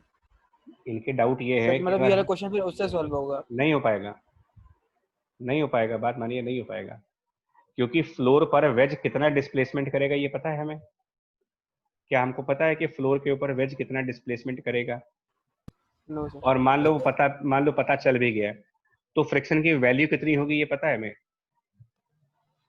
फ्रिक्शन म्यू इनटू नॉर्मल से कितनी आएगी? नॉर्मल जो फ्लोर पे लगेगा वो mg के बराबर है नहीं सर वो चेंज होगा। वो वेरिएबल होगा क्योंकि छोटा वाला मास सर्कुलर मोशन कर रहा है। अरे मतलब कहने का मतलब है कि इसमें न्यूटन लॉ और वर्क एनर्जी मेथड में घुस गए ना तो बहुत ही कॉम्प्लेक्स न्यूमेरिकल है ये। इसीलिए तो बोल रहा हूँ कि इन क्वेश्चंस के लिए मोमेंटम ही सबसे अच्छा तरीका है सॉल्व करने का, बेस्ट मेथड है मोमेंटम। अगर ग्राउंड पर फ्रिक्शन आ गया फिर तो हमारी मजबूरी बन जाएगी, फिर तो हम मोमेंटम कंजर्व कर नहीं सकते, नहीं तो इससे बढ़िया मेथड कोई नहीं है क्वेश्चन सॉल्व करने का। सर उस केस में क्या करते हैं अगर आ जाता है यहाँ पे? आने दो, फिर भी डिस्कस हो जाएगा। मैं कह रहा हूँ अभी 1 by 1 चलने तो दीजिए। मतलब हम ये थोड़ी मान के देखो, मैं अभी भी बोल रहा हूँ, मैं कहाँ कह रहा हूँ कि हर न्यूमेरिकल में मोमेंटम कंजर्व होगा। यार ऐसे भी न्यूमेरिकल्स आएंगे जहाँ मोमेंटम नहीं कंजर्व है, बट वो इतनी डीप उतनी कॉम्प्लेक्स क्वेश्चंस बनेंगे ना आपको कि फिर वो हमसे हमसे मतलब इतने लिमिटेड टाइम में तो नहीं सॉल्व हो पाएगा ना, क्योंकि स्मॉल एम सर्कुलर मोशन कर रहा है। स्मॉल एम जो नॉर्मल लगाएगा उसकी डायरेक्शन बार बार बदलती रहेगी कैपिटल एम के ऊपर। तो कैपिटल एम की अगर आप किसी भी मोमेंट पर फ्री बॉडी डायग्राम बनाओगे, क्योंकि आप देखो ऐसे पूछना और अगर उसको इंप्लीमेंट करने पे आ जाए तो बड़ी दिक्कत है। एक नॉर्मल ग्राउंड लगा रहा, एक इसका कैपिटल एम जी लग रहा, और छोटा वाला मास जब यहाँ पर होगा तो नॉर्मल इधर लगेगा, वही छोटा वाला मास स्लाइड करके यहाँ आ जाएगा तो नॉर्मल ऐसे लगेगा, वही छोटा वाला मास कहीं और चला जाए नॉर्मल ऐसे लगेगा, और छोटे वाले मास के नॉर्मल की वैल्यू भी बदल रही होगी। तो एक वेरिएबल नॉर्मल वेरिएबल डायरेक्शन में बार बार लगा रहे हो तो आप ग्राउंड के नॉर्मल को कैसे कैलकुलेट करोगे? और जब ग्राउंड का नॉर्मल ही कैलकुलेट नहीं होगा तो ग्राउंड का फ्रैक्शन कहाँ से कैलकुलेट करेंगे हम इसको? जी सर। तो ऐसा नहीं है, मतलब हम ये नहीं कह रहे कि सब चीजें आसान तरीके से हमेशा ही सॉल्व हो जाएंगी, नहीं हो पाएंगी। इस क्वेश्चन में तो कहीं से भी नहीं हो पाएगा अगर फ्रिक्शन काउंट कर लिया तो फिर हमारे पास कोई रास्ता नहीं बचा सॉल्व करने का। ये नहीं कह रहे कि सॉल्व होगा नहीं, बट वो फिर कैलकुलस और इंटीग्रेशन दुनिया भर की चीजें लगा करके ही सॉल्व होगा। ये है प्रॉब्लम हमारी। अगला देखो अच्छे जल्दी से, मैंने ये जितने टाइप्स है ना वो रह जाएंगे फिर आपके, और कोई बात नहीं है। और आप इतनी टेंशन बिल्कुल मत लो, नहीं आएगा फ्रिक्शन का न्यूमेरिकल। मैं फिर बोल रहा हूँ आपको 100 श्योर रहिए, 12th स्टैंडर्ड तक नहीं आएगा वो, 12th स्टैंडर्ड तक बिल्कुल भी नहीं आएगा कभी, आप निश्चिंत रहो बिल्कुल।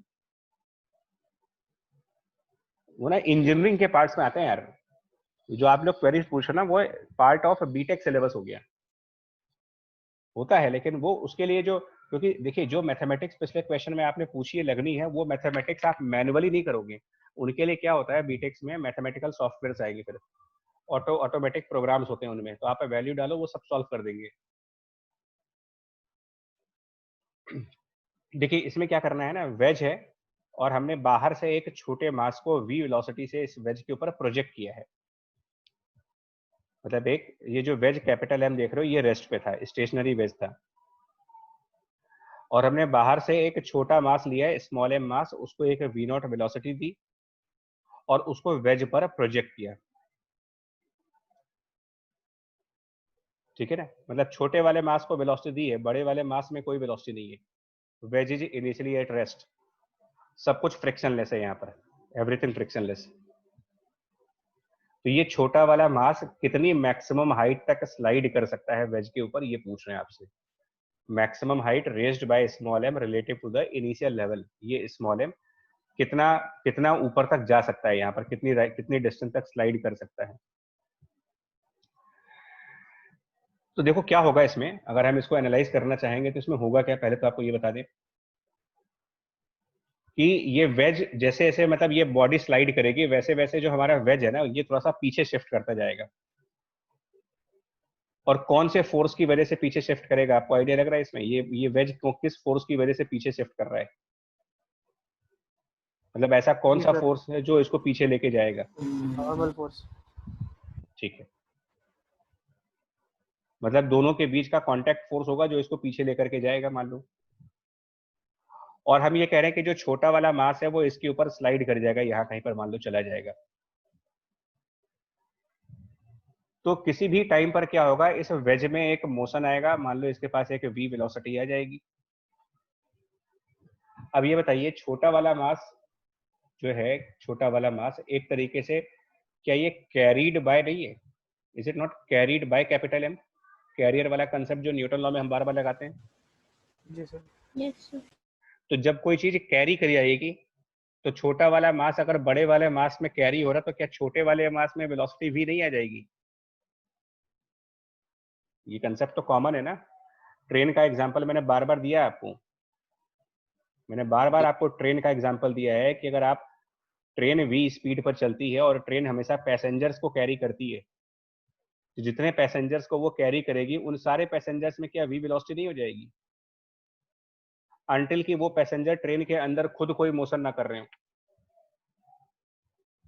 जी सर। मतलब अगर वो Yes, सिटिंग sir. सिटिंग है, मतलब बैठे हुए हैं, तो बैठे हुए पैसेंजर्स की क्या वेलोसिटी होती है? वही होगी जो ट्रेन की होगी। कैरियर का कंसेप्ट सिंपल, ट्रेन और पैसेंजर से बढ़िया एग्जांपल नहीं है कैरियर के कंसेप्ट को समझने के लिए। और अगर यहीं पर हम लोगों ने ये भी कहा है आपसे रिलेटिव वेलोसिटी वाले चैप्टर में कि अगर ट्रेन की वेलोसिटी मान लो vt है ट्रेन की, और उसके अंदर कोई पर्सन जो है वो मान लो v डैश वेलोसिटी से जा रहा है, ट्रेन के वॉशरूम की तरफ जा रहा है मान लो वो, तो अगर आप ट्रेन के अंदर अपनी बर्थ से उठे और अपनी बर्थ से उठ करके टुवर्ड्स वॉशरूम जाओ v डैश वेलोसिटी से, तो ये v डैश वाला मोशन तो आप ट्रेन के अंदर कर रहे हो ना, कि जमीन पे कर रहे हो? आप चल कहाँ रहे हो इस समय? पर्सन उठ करके वॉशरूम तक जब जाएगा तो v डैश वेलोसिटी से वो कहाँ मोशन कर रहा है, ग्राउंड पे या ट्रेन में? ट्रेन। ट्रेन में।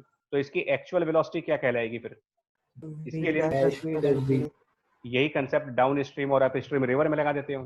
मैं तो कई बार बोला तुमको कि इसको सिंपल रखो चीजों को, बुकिस्ट लैंग्वेज से बाहर आओ। पहली बार तो बुक की जो लैंग्वेजेस है ना वो कंफ्यूजन वाली हैं।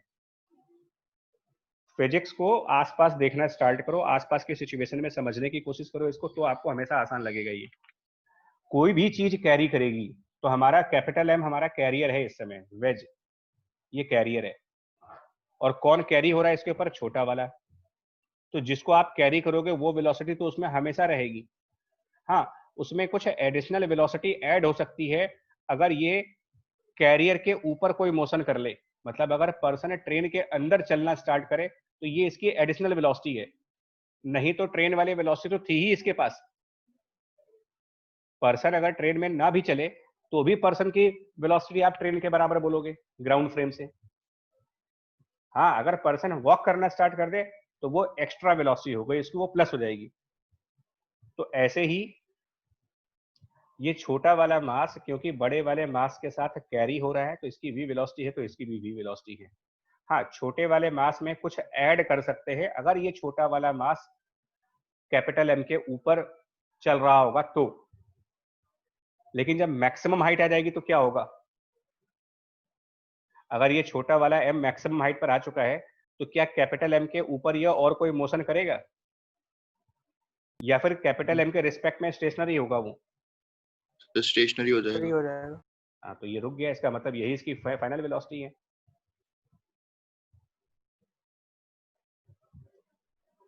मैक्सिमम हाइट पर जब स्मॉल m पहुंच गया तो मैक्सिमम हाइट का मतलब ये अब और तो चढ़ेगा नहीं ऊपर,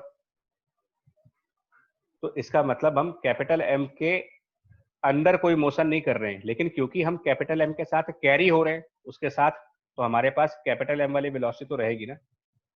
ट्रेन वाला कंसेप्ट बार बार दिमाग में रखो।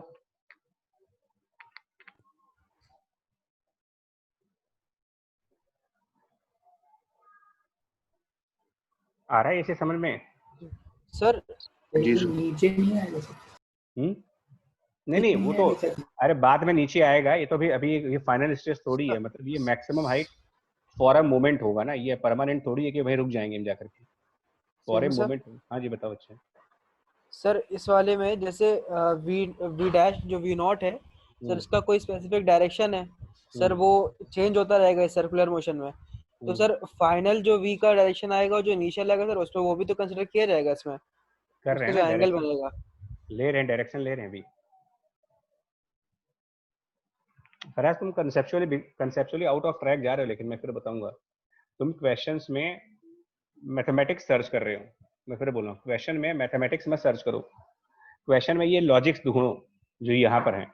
ये पहले 2-3 पन्नों की जो थ्योरी होती है ना, ये इंपॉर्टेंट होती है हमारी। देखिए हम स्टेप बाय स्टेप चल रहे हैं, सारा कुछ करेंगे। हाँ बताओ, पूछो, आप भी पूछो। तो फाइनल और इनिशियल केवल कंसिडर करना है, तो सर इनिशियल में वी नॉट माइनस में आई कैप में हो जाएगी, और उसमें सर यही बोलने जा रहा था कि मोमेंटम मेथड में सबसे ज्यादा फायदा क्या है। मोमेंटम के मेथड में सबसे बड़ा फायदा ये है कि आपको इनिशियल पॉइंट देखना होता है और फाइनल देखना होता है, बीच में क्या हुआ उससे हमें कोई मतलब नहीं। तो डायरेक्शन बीच में बदली थी, एग्जैक्टली यही बोलना जा रहा था कि मोमेंटम कंजर्वेशन तो हमको स्टार्टिंग में और बाद में देखना है।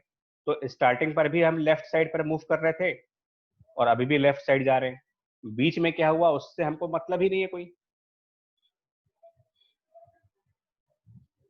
हमारे इस अप्रोच में उसका कोई मतलब नहीं, क्योंकि हमें मोमेंटम कंजर्व करना है। तो देखिए हमारे सिस्टम में क्या क्या ले रहे हैं हम, बताओ इसमें सिस्टम में क्या क्या लेंगे। देखो तो अब सिस्टम में यहाँ तक क्लियर है आपका, small M plus capital M. तो इससे ये बताओ कि इंटरनल फोर्स कौन सी लग रही है, ये बताओ पहले इंटरनल फोर्स। सर और मैं नॉर्मल नॉर्मल। और आउट ऑफ सिस्टम क्या है, देखो मैं लिख सकता हूँ, मैं जानबूझ करके लिख रहा हूँ यार, ये वेस्ट। आपको लगता है कि यार ये फालतू में टाइम खराब हो रहा है, नहीं टाइम नहीं खराब हो रहा है, यहीं से आपकी क्लैरिटी बनेगी।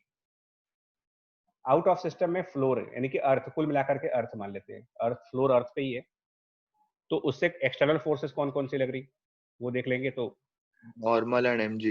हाँ, तो नॉर्मल बाय ग्राउंड और नीचे की तरफ एमजी, दोनों का capital M plus small M ये लगा दो। ये बराबर नहीं होंगे फिर बता रहे हैं, बट बाहर फोर्स है, इसका मतलब इस क्वेश्चन में एक्सटर्नल फोर्स है वर्टिकल साइड पर।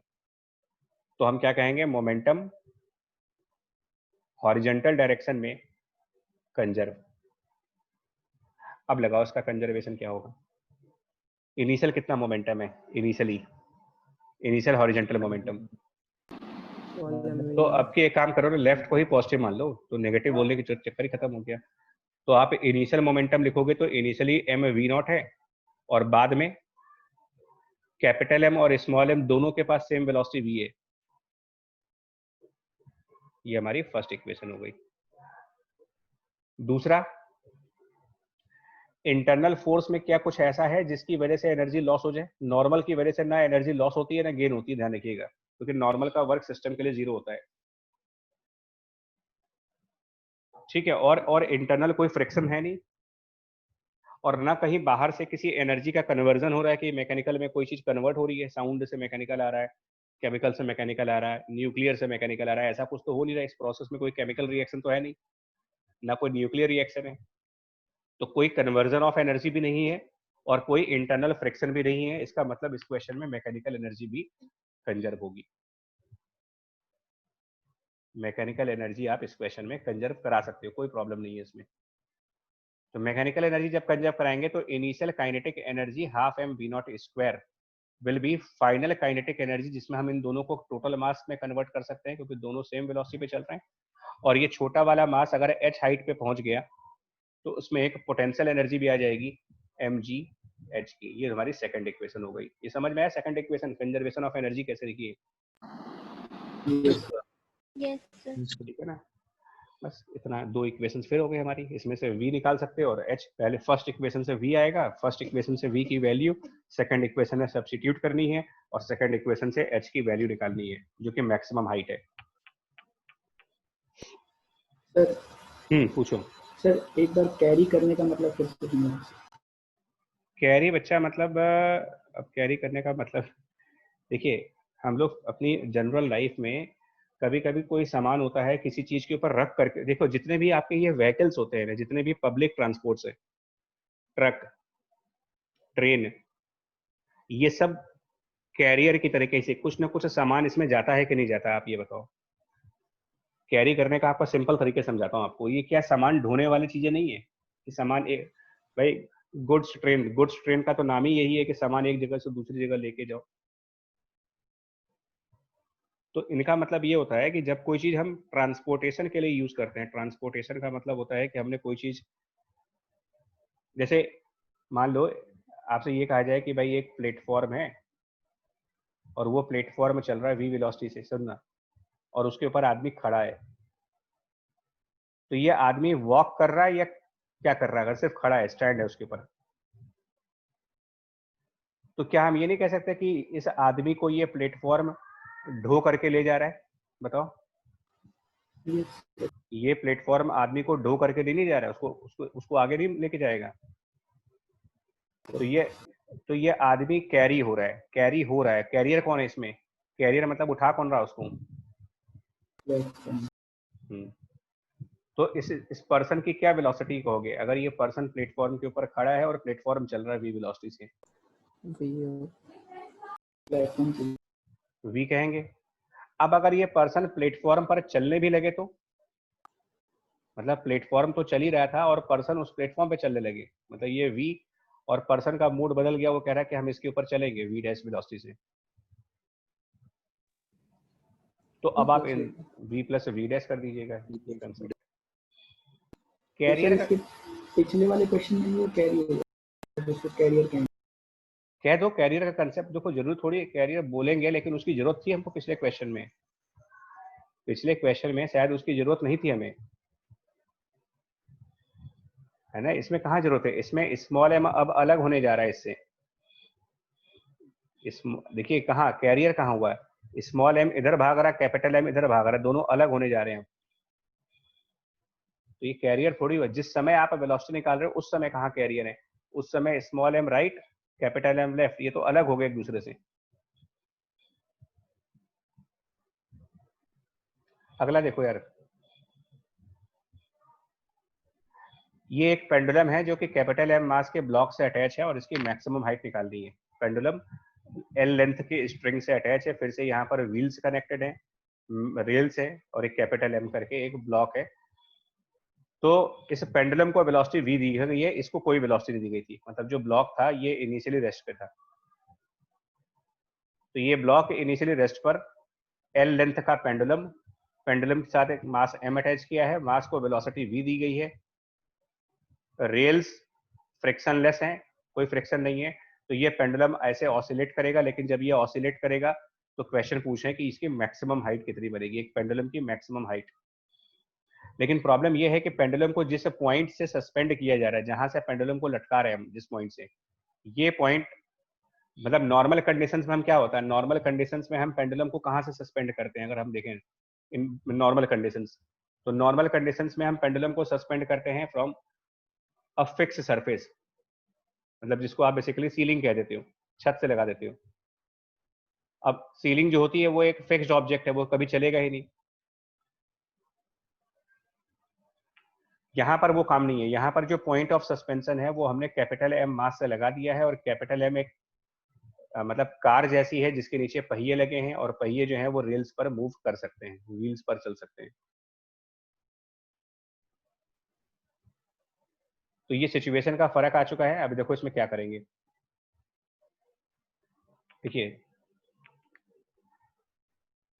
तो पहले एक बार फिर से ना, पहले सिस्टम को डिसाइड करते हैं, सिस्टम डिक्लेयर कर देते हैं। अब हम सिस्टम को क्या डिक्लेयर कर रहे हैं सुनना। सिस्टम के अंदर हम स्मॉल एम को यूज करेंगे, कैपिटल एम को यूज करेंगे और स्ट्रिंग को यूज कर लेंगे। ये हमारा सिस्टम का पार्ट हो गया। तो जैसे ही आप सिस्टम डिक्लेयर करोगे ना, आपको खुद मालूम चल जाएगा कि इंटरनल फोर्स कौन से हैं और एक्सटर्नल फोर्स कौन से हैं। इनकी लिस्ट बनाओ आप। मैं तो लिख रहा हूँ, देखो अगर तुम्हें प्रैक्टिस हो जाए अच्छी खासी तो इसको लिखना बंद कर देना। अगर तुम्हें लगता है कि तुम अपने माइंड के लेवल पर ये चीजें सोच सकते हो तो इसको लिखने की जरूरत नहीं है। मैं तो लिख इसलिए रहा हूँ क्योंकि कई लोगों को डाउट है। तो इंटरनल फोर्स कौन सा है? तो स्प्रिंग को सिस्टम में लिया है तो इसका मतलब टेंशन फोर्स इंटरनल है। लेकिन साथ में आप ये भी ध्यान देना, sum of work done by the tension force for a system, work energy power chapter equal to 0। अब समझ में आ रहा है कि उन कंसेप्ट्स का यूज यहाँ पर कैसे हो रहा है। जो वर्क एनर्जी पावर में चीजें पढ़ी गई थी वहां इनके इतने एप्लीकेशन समझ में नहीं आए थे हमको। इसका मतलब इंटरनली कोई काम नहीं हो रहा है। इंटरनल कोई काम नहीं होने का मतलब इंटरनली एनर्जी में कोई चेंज नहीं आ रहा है। अब एक्सटर्नल देखते हैं। एक्सटर्नल में फोर्स कौन कौन सी लगेगी? ग्रेविटी वर्टिकल साइड पर है,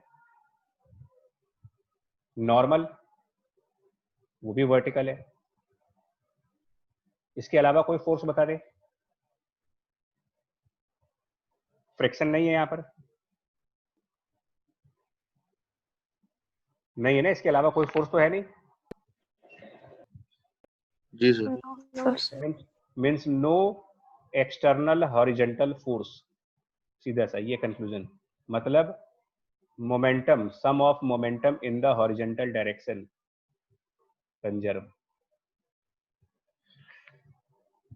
अब एनर्जी में बारे में बताओ, एनर्जी कंजर्व होगी कि नहीं होगी? इंटरनल फोर्स को देख के देखा करिए, इंटरनल फोर्स से मालूम चलता है कि एनर्जी कंजर्व होगी होगी। सर, होगी सर।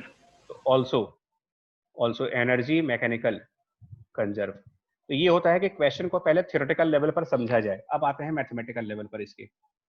अब इसकी मैथमेटिकल एनालिसिस पे जाओ। तो मोमेंटम कंजर्व करने की इक्वेशन लिखेंगे और एनर्जी कंजर्व करने की इक्वेशन लिखेंगे।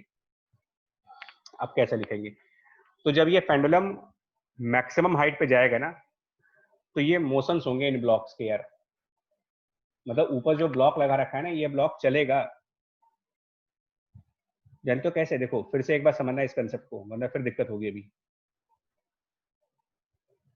हम लोगों ने यहाँ से पेंडुलम को लटका रखा है, और पेंडुलम को जब हमने इस कार से लटकाया तो ये पेंडुलम उससे स्विंग तो कर गया, स्विंग करके ये पेंडुलम ऊपर भी आ गया। और मान लेते हैं कि ये जो इनिशियल लेवल था ना, इनिशियल लेवल से वो h हाइट ऊपर चला गया, और ये मैक्सिमम हाइट है इसकी।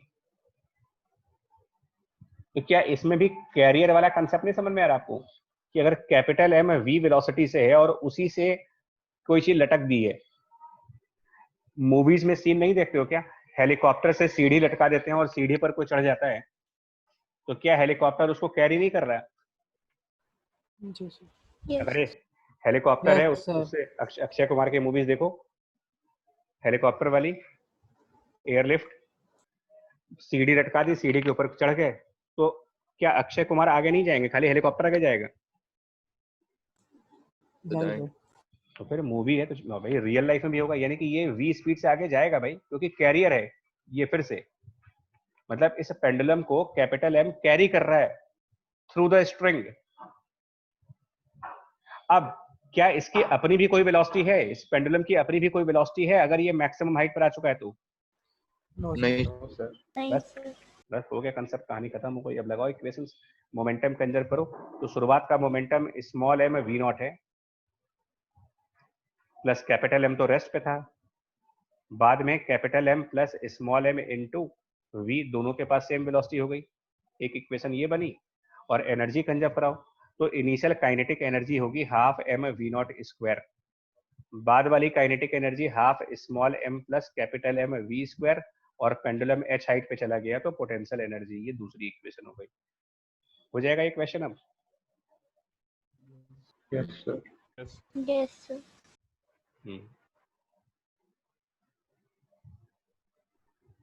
अब इसके बाद एक्चुअली कोलिजन्स का टॉपिक आना है, इम्पल्स, और ये जो कोलिजन्स हैं, elastic collision, inelastic collision. Sir हाँ जी, अभी नहीं पढ़ा रहे, बताओ। सर ये जो पेंडुलम है सर जब जैसे ही मूव करेगा सर, ये जैसे ही मूव करेगी कार सर, तो पेंडुलम सर पीछे जाएगा ना पहले तो? मतलब कार नहीं मूव कर रही है, पेंडुलम को वेलोसिटी दी है भाई मैंने। कार को कहाँ वेलोसिटी दी है? पेंडुलम को ही मार। अच्छा। वो जानते हो क्या, दिमाग में ना सब प्री इमेजेस भरी पड़ी हैं, पहले के जो मतलब 2 सालों का जो आपके माइंड में भरा पड़ा है ना, वही उसके आगे सोच ही नहीं पा रहे हो। और तुम्हारी गलती नहीं है, वो कई लोगों की यही मिस्टेक है यहाँ पर, कि वो प्रीवियस जहां से जो सुन लिया सब अपने दिमाग में कूड़ा करकट बिठा लिया, अब उसको कैसे सही करें यार? जबकि आपको सीधे तरीके से कह रहे हैं कि आप ये एनालिसिस पोर्शन देखो ना, अगर आप इतना सा पोर्शन ध्यान से एनालाइज कर लो तो कभी गलती नहीं होगी कि मुझे करना है मोमेंटम कंजर्व कि नहीं करना है। तुमने शायद ध्यान नहीं दिया, मैंने सारे क्वेश्चंस में यही काम किया है। पहले अपनी एनालिसिस पार्ट पे आता हूँ कि क्या करना है क्या नहीं करना है मेरे को। तो जब ये डिसाइड हो जाए कि ये करना है ये नहीं करना, तो इक्वेशन बनाना तो 2 मिनट का काम है, 1 मिनट में बन जाएगी तुम्हारी। सब कुछ हर जगह यही काम किया मैंने, अगर आपने नोटिस किया हो, मैंने किसी भी क्वेश्चन में यही काम किया है। और स्टूडेंट्स के हिसाब से क्या होता है, मेरा इसी स्टेप को ना फालतू का स्टेप मानते हो, यार ये फालतू की बात है। जो इंपॉर्टेंट है वो आपको फालतू लगता है, और जो फालतू है इक्वेशन बनाना, ये आपको इंपॉर्टेंट लगता है कि यार ये मेन चीज है।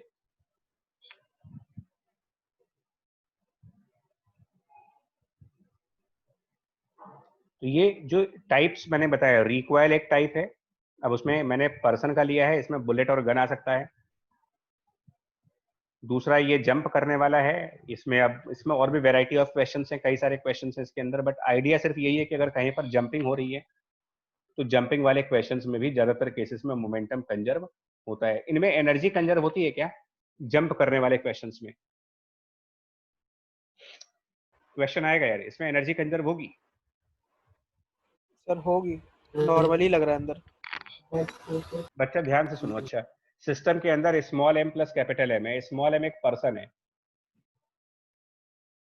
और कैपिटल एम हमारा एक मतलब वो है प्लेटफॉर्म टाइप का कार है।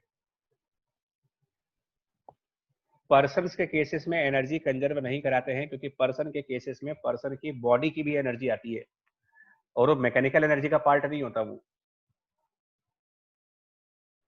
मस्कुलर एनर्जी का पार्ट होता है। मस्कुलर एनर्जी मैकेनिकल एनर्जी में नहीं जाती कभी।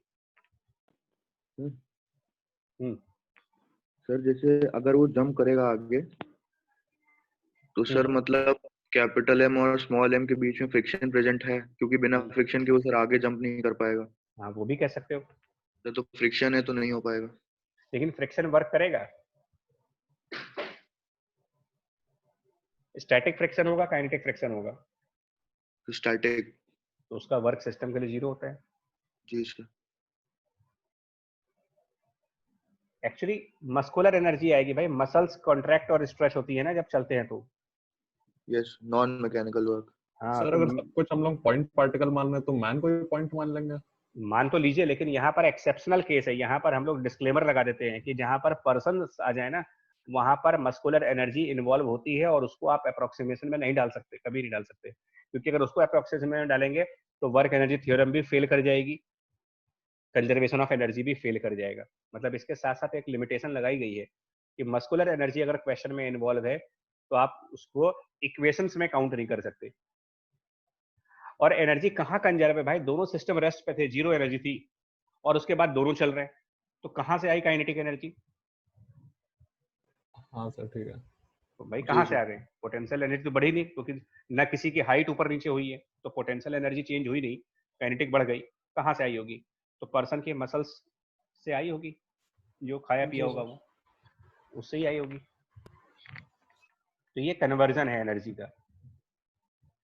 डिके और एक्सप्लोजन में कन्वर्जन होता है एनर्जी का। ठीक है, तो इस बच्चे को ना अब क्या करें, सुनिए, आप इतने को पूरी अच्छी तरीके से रिवाइज करना। ये मोस्ट इंपॉर्टेंट लेक्चर था आज का। आई मीन ये सब क्या है, ठीक है, मेरे ख्याल से वॉइस चली गई थी। हाँ सर सर एक छोटा सा कंसेप्ट समझना था सर, वो आप पढ़ा चुके हैं सर, मेरा शायद छूट गया था वो। सर वो फ्रिक्शन का पार्ट का है सर, जो एक व्हील होता है तो सर व्हील में जो नीचे वाले पार्ट